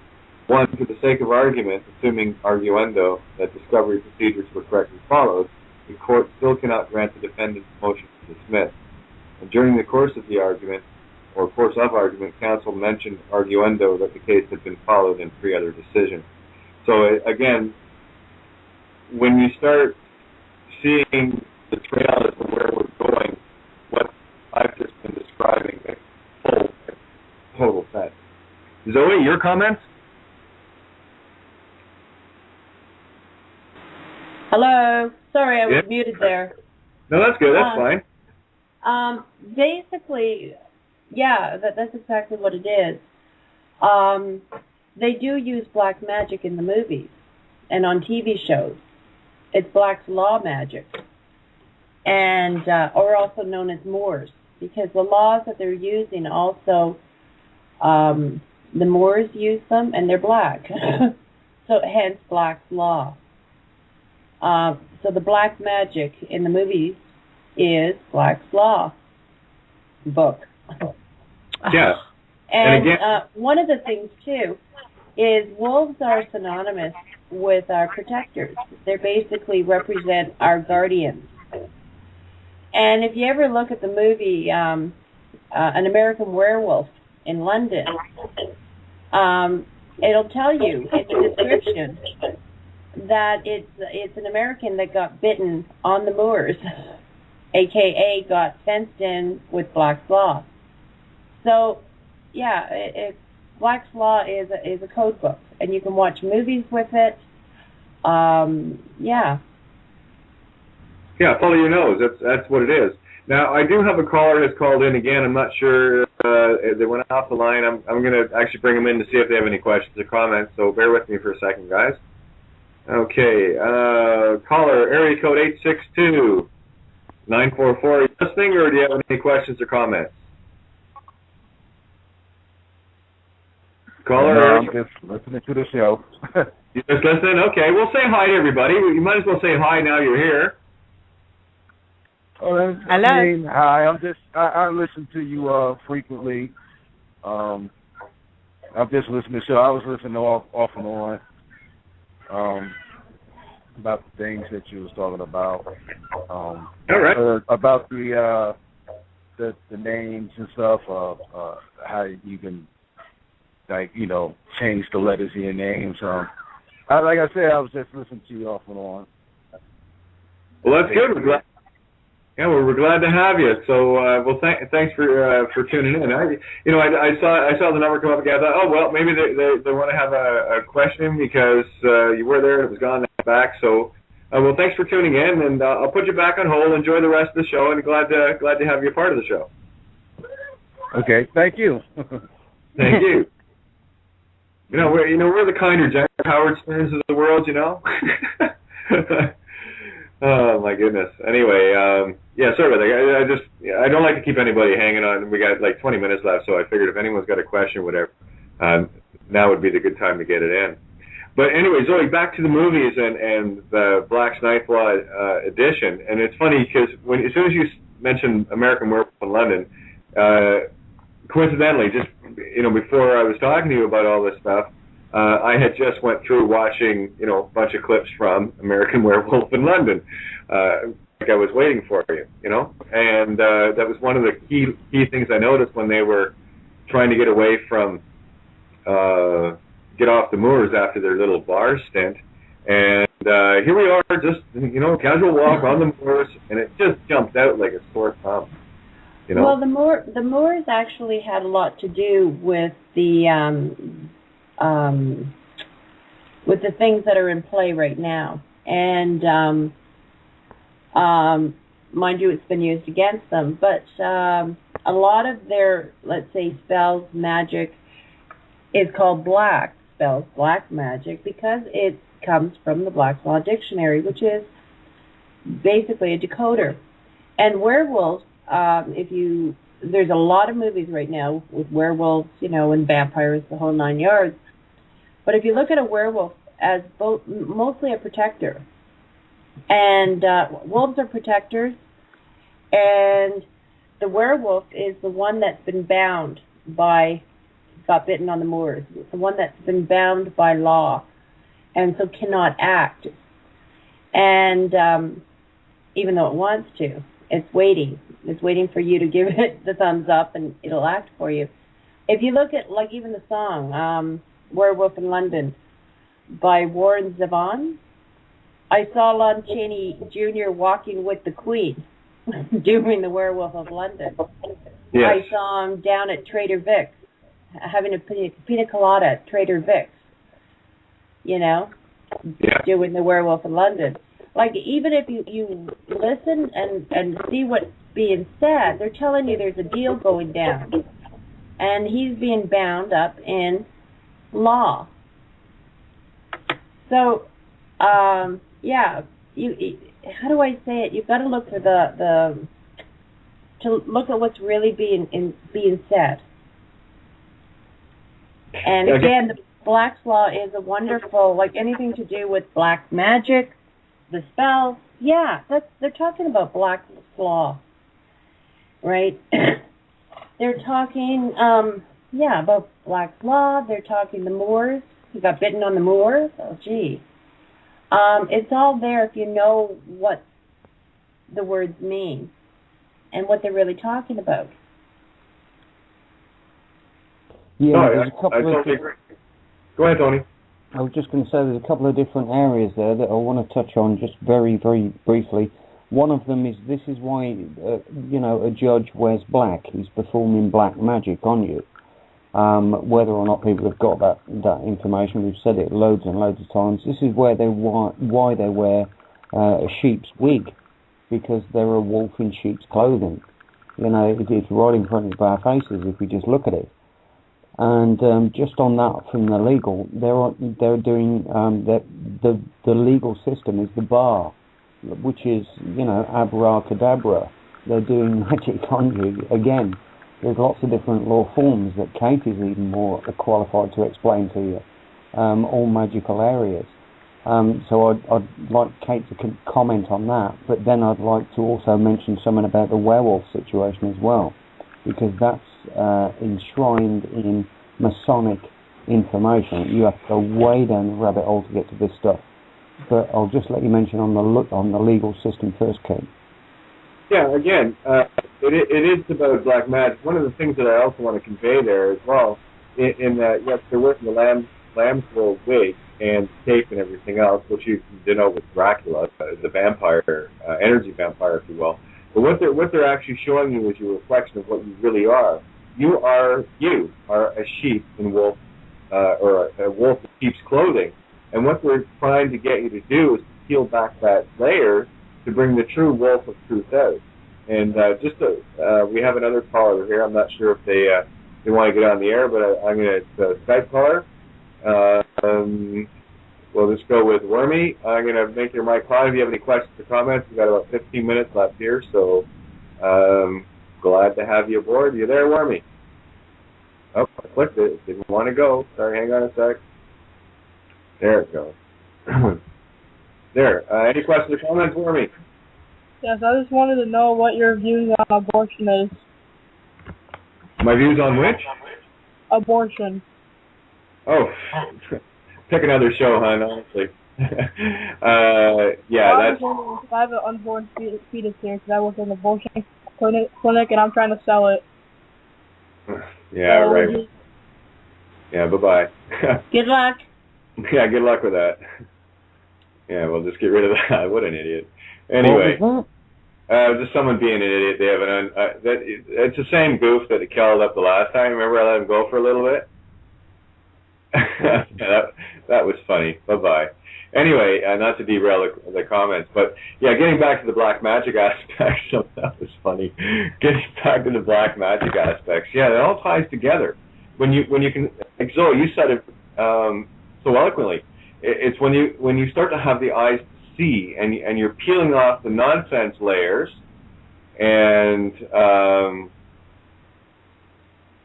it's so difficult to try to explain this to somebody. It really is. It's when you see it. Like, one of the things I noticed, I went down to the bank, I guess about 6 weeks ago, and when she turned the paper around to have me sign, she put an X on the line, sort of, this is where you sign.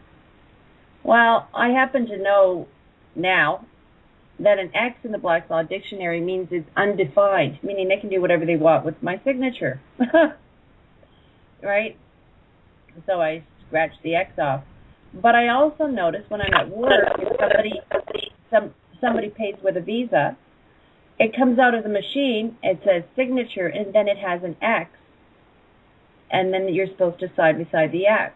It's black magic. That X means it's an undefined signature, and they can do whatever it is they want.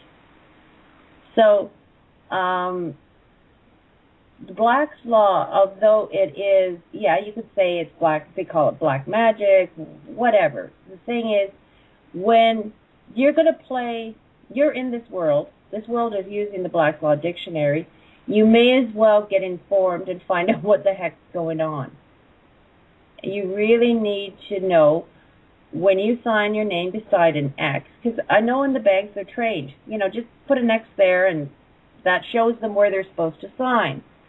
They don't know that they're basically turning your signature into an undefined signature for further use. So it is all the black magic that they're using is in the Black's Law Dictionary, in my opinion.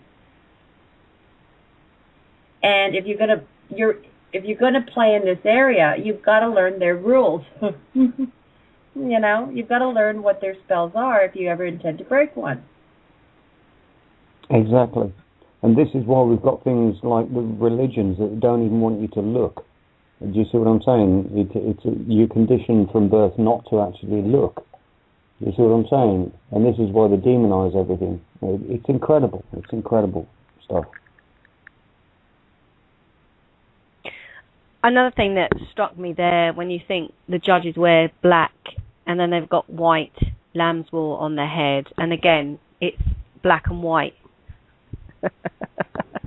There goes the balance again, because they're showing you it both, aren't they? Checkerboard.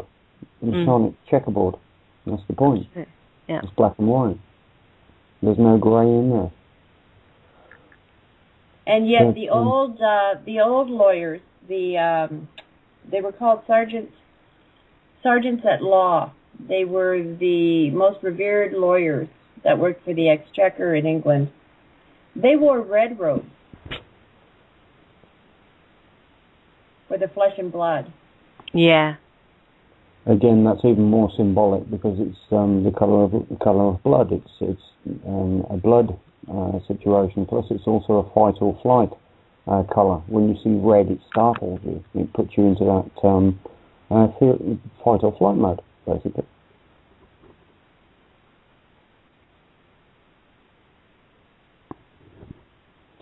All right. Sorry about that, guys. I was muted out. Anyway, carry on there, Tony. What was that again? No, just saying about the fight or flight mode. When you see red, it's a startling colour. It actually triggers the fight or flight situation, doesn't it? It's like a red actual stop sign on a traffic light. Same sort of thing. Yeah, again, it's all the symbols, and when you start understanding what they all mean, instead of being afraid of them, it's about understanding them. And that's what I was, saying in the essay earlier. Here's an individual that's spewing out all this. This symbol means Satan, and this symbol means this and that and the other. And I'm going, Chicky, you haven't even been down the rabbit hole, and you're trying to spew something you don't know anything about. Have you ever been in a Masonic lodge? No. What you said is actually very true, is that if you don't know what symbols really mean, you're getting a lot of disinfo. And the disinfo is going to send you down this fear track, which is not necessary at all. That the symbols are there because they go all the way back in our history, and they've been powerful for us. And it's not a bad thing to look into the symbolism and find out what they really mean. So when some goofball says, "Oh, that's this is this and this, and it's gonna take away your soul, and you're gonna be powerless, and then the aliens are gonna come down and take you away, and you're just gonna be a meat sack." No, it might actually mean something very positive. So it's good to do your own research. Yeah. Well, look at Gravity Falls. The most obvious thing and the most prevalent thing in all the episodes that I've been able to watch, bits and pieces, there is one symbol that is there most often, and it's a question mark. Question, question, question, question. They're telling you question this, saying run away and be afraid of it. It's look at the word quest, ion. Put some energy into the treasure hunt. That's what a question is. And have fun with it. Like, this is something else, too, we've stopped doing, is we turn it into we've taken the fun out of our own lives. Like, we play the blame game. Oh, it's not us, it's them. We don't have any money. We can't have any fun. They're, put fun in your research. I have a very good research partner, Kate, and we just laugh. And we laugh at our own mistakes. I mean, some of the things we thought and then, didn't turn out the way we thought. We laugh at it. And if you can get to the point where you see this journey as actually a game and try and have fun with it, and the fear porn that's going on is unnecessary. It really is. And I'm not saying, hey, there's nothing going on out there, but where you are, you're going to miss a lot of the fun that's happening right around you. Totally agree. And it's very interesting, question mark. If you all now just write a capital G with a long tail and then a question mark, it's actually a mirror reflection. And that's actually my mum's artistic signature. She was always G question mark. My mum was very incredible, which is where I get it from.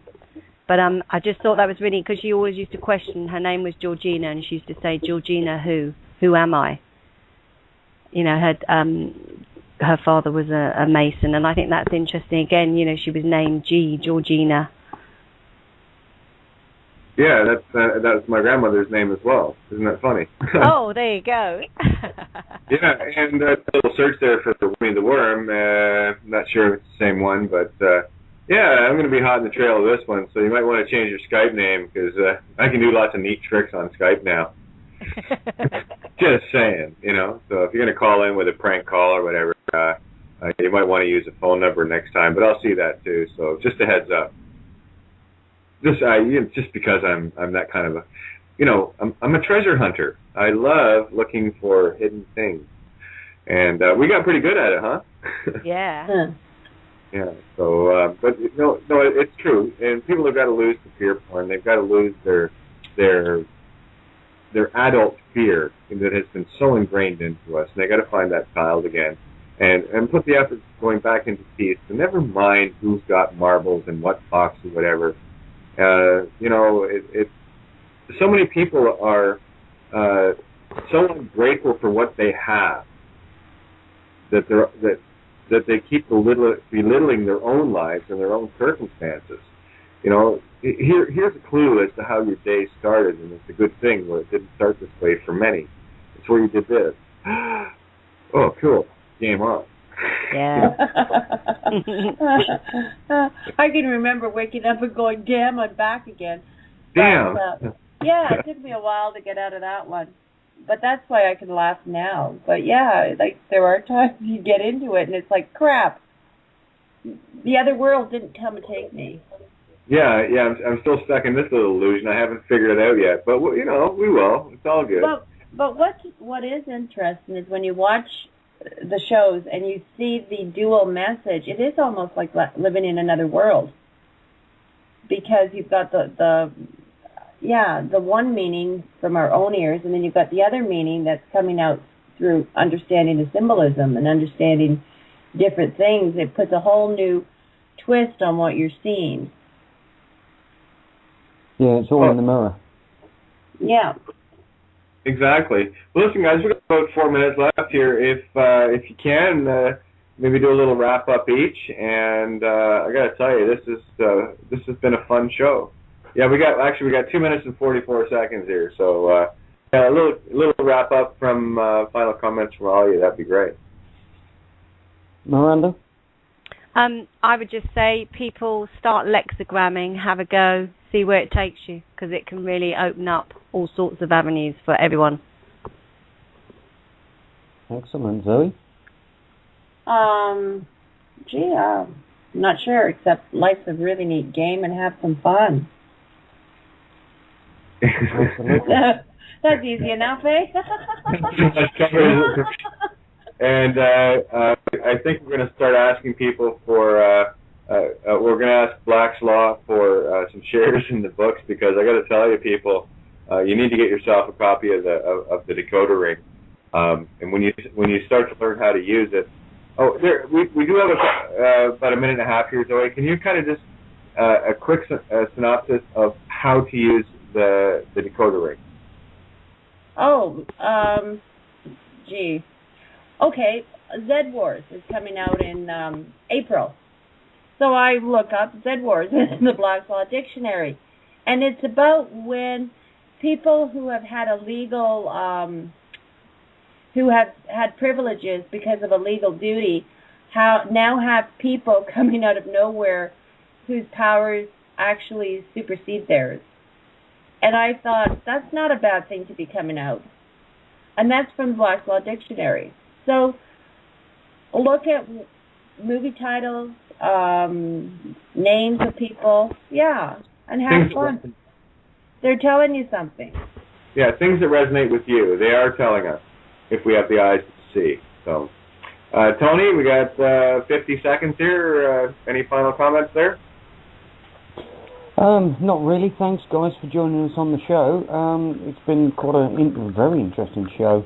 Third in the line today of different shows. But again, I just want to throw it out there. I wrote a book, Blueprints of Cosmic Consciousness. It's available on Awake Conscious Awareness, plus Kate's site, plus Santos's site, plus Open Your Mind Radio right now as well. And that'll begin to give you some of the background into what the heck's going on. So I hope that's of use to people. That's all. Excellent. Well, thank you, Tony. I'd like to the tune tonight to Outside the Box. I'm your host, Kate of Gaia, with co-host Tony Zpe and special guests Miranda and Zoey. Don't forget to tune in every night, 7 to 9 p.m. Eastern Standard Time to freedomreigns.us Blog Talk Radio. Much love and safe travel. Bye. We're good. See you later, guys. Thanks for listening. Good night, you guys. Zoey, I'll catch you in a little bit, okay, hon? Night. Night. Good night. Night, Jim Bob. No, it's not Jim Bag. Yeah, good night, Jim Bag. Now, what was the other one? Lawn Boy. Yeah, good night, Lawn Boy. Good night, Jim Bag. Anyway, good night, all. Night. Anon, no one, no man, no name. No more Romans, no more ransom. This is treason, not honour. Katie, the noisemaker, the pioneer, has honour. Her home is Orion. She is arisen to honour the sheep, to steer the sheep. No more Roman spin, no more Roman shit. Katie is here to atone the sheep, to take them home, to take me home. No more I in this Roman theatre. Katie the Tsar, sent here to atone the sheep. No more sheep, no more names, no more Roman tormentors. To Katie's Orion Empire. Amen. To Katie, Catherine, Renee, Thompson. Amen. Like I said before, I've got a little bit to live up to, and I will do my best to do that. Yay! I think you're doing fine. Well, I think the same of you and everyone else too. This is the thing I'm trying to get across to people. You're gods. Start acting like one, for crying out loud. So, but yeah, it's been an interesting trail of late. That's to say the least. So, I'd love for you to do Tony's and Zoe's, but we'll do that separately, because I got to tell you, a lot of the stuff that, as you were going through it, I mean, when you said two things that you said were Emperor and Hierophant, and I automatically go to the tarot on that. Yeah. Right, because I read tarot. I've got two decks. I've got the Arthurian and I've got the Celtic tarot.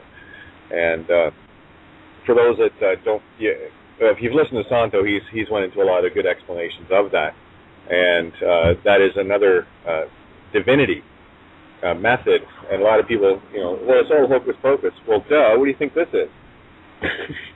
This just showed up? Are you kidding me?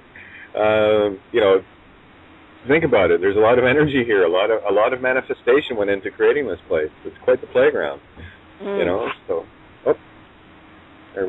Go ahead, Tony. Grab the helm for a sec. I need you. Yeah, I was just about to actually interject there, as it happens anyway, because whether or not people are aware of it, there is a technology that's been used by the military, and it has been confirmed by Stephen Greer. The military technology that is being used and is being implemented into the commercial industry is called WSFN. And why is it called that? Well, it was named by the Black Ops military as Weird Science and Freaking Magic, and it was their name, not mine. Then actually Stephen Greer went public with approximately a year and 3/4 ago. Who's Stephen Greer? Well, he's the head of the Disclosure Program, in America. If people don't know about that, it's all about top military officials disclosing UFO technologies and alien technology.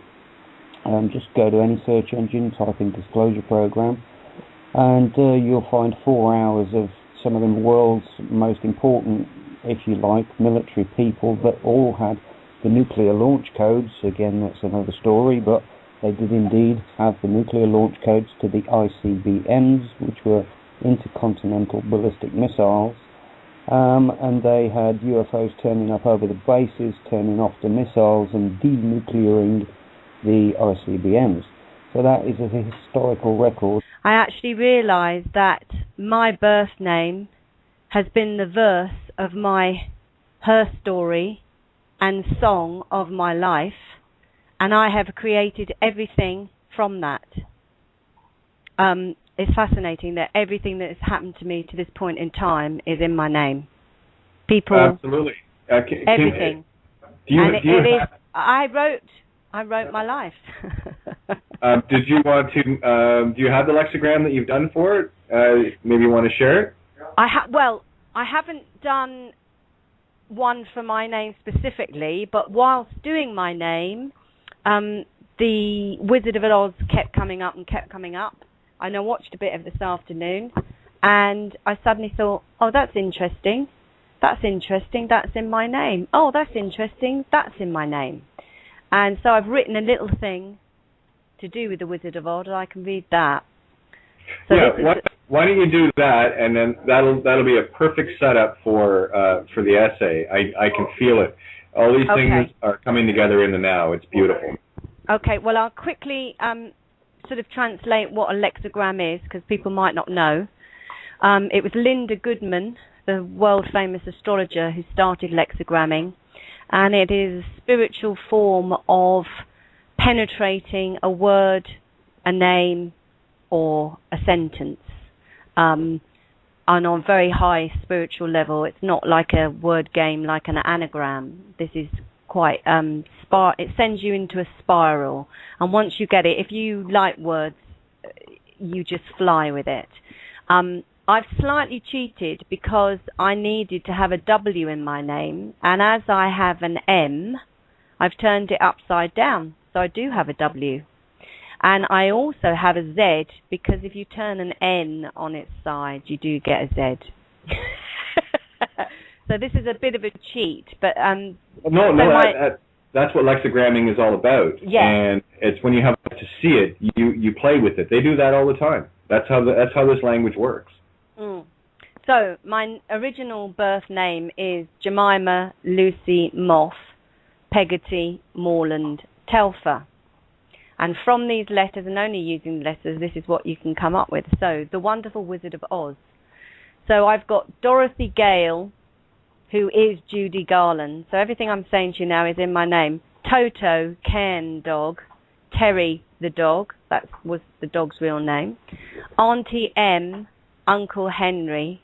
Almira Gulch, Margaret Hamilton. So Almira Gulch was played by Margaret Hamilton, and they're in my name.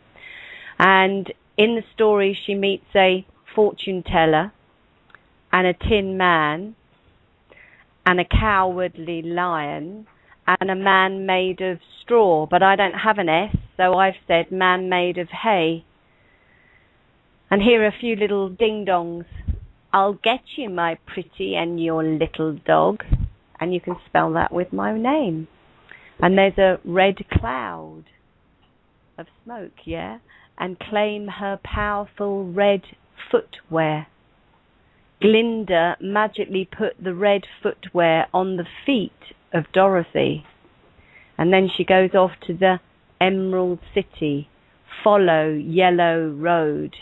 Man made of hay wanted a mind. A tin man wanted a heart. Cowardly lion wanted courage. Lion ready to face danger.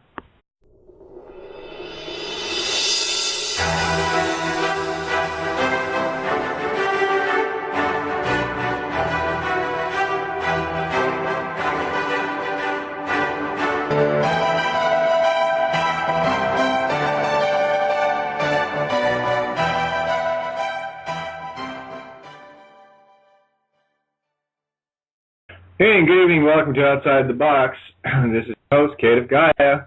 Regular Wednesday night. Let's have some fun. We're going to take this into the land of Oz. Now, just waiting for, we got Miranda calling in. We have Tony on the board as well tonight. And we're going to take you guys into the world of Never Never Land, you know. So it should be fun, you know. Oh, sorry. Just read something there. Anyway, yeah, Miranda, your mic is hot on the board now. So is yours, Tony? I do have another caller that has called in. I'm going to assume that they're listening because they called in early, and I wasn't expecting any guests tonight. So, but I'll open the lines up a little bit later for anyone that does want to pipe in and join us on this wondrous little journey. I guarantee you, we are going to take you so far outside the box. You're going to find it hard to see where the lines actually started and actually ended. So get ready for this. This is going to be a fun one tonight. So, Tony, have we got you there, my friend? You have indeed, Kate. Here, live and kicking.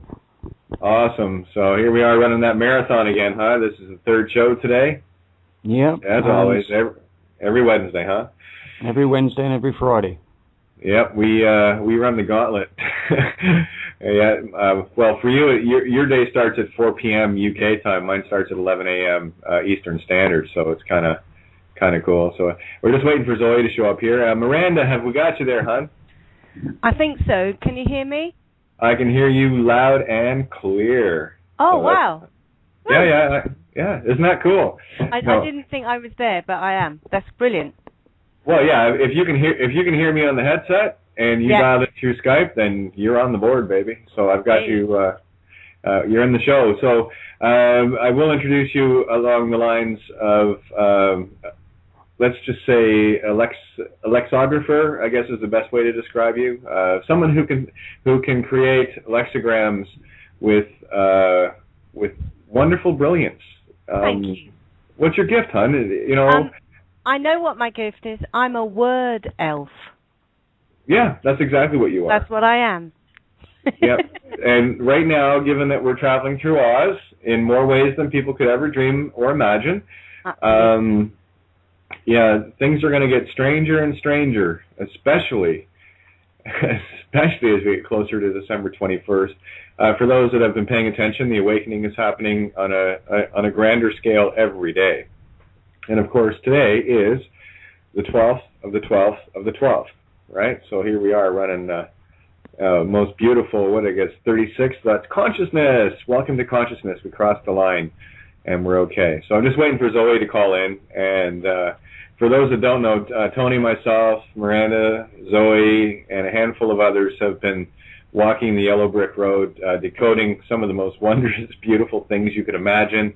And, well, more accurately, that you couldn't imagine, because, man, this game just got, truth just got way stranger than fiction, but it got a whole lot more fun.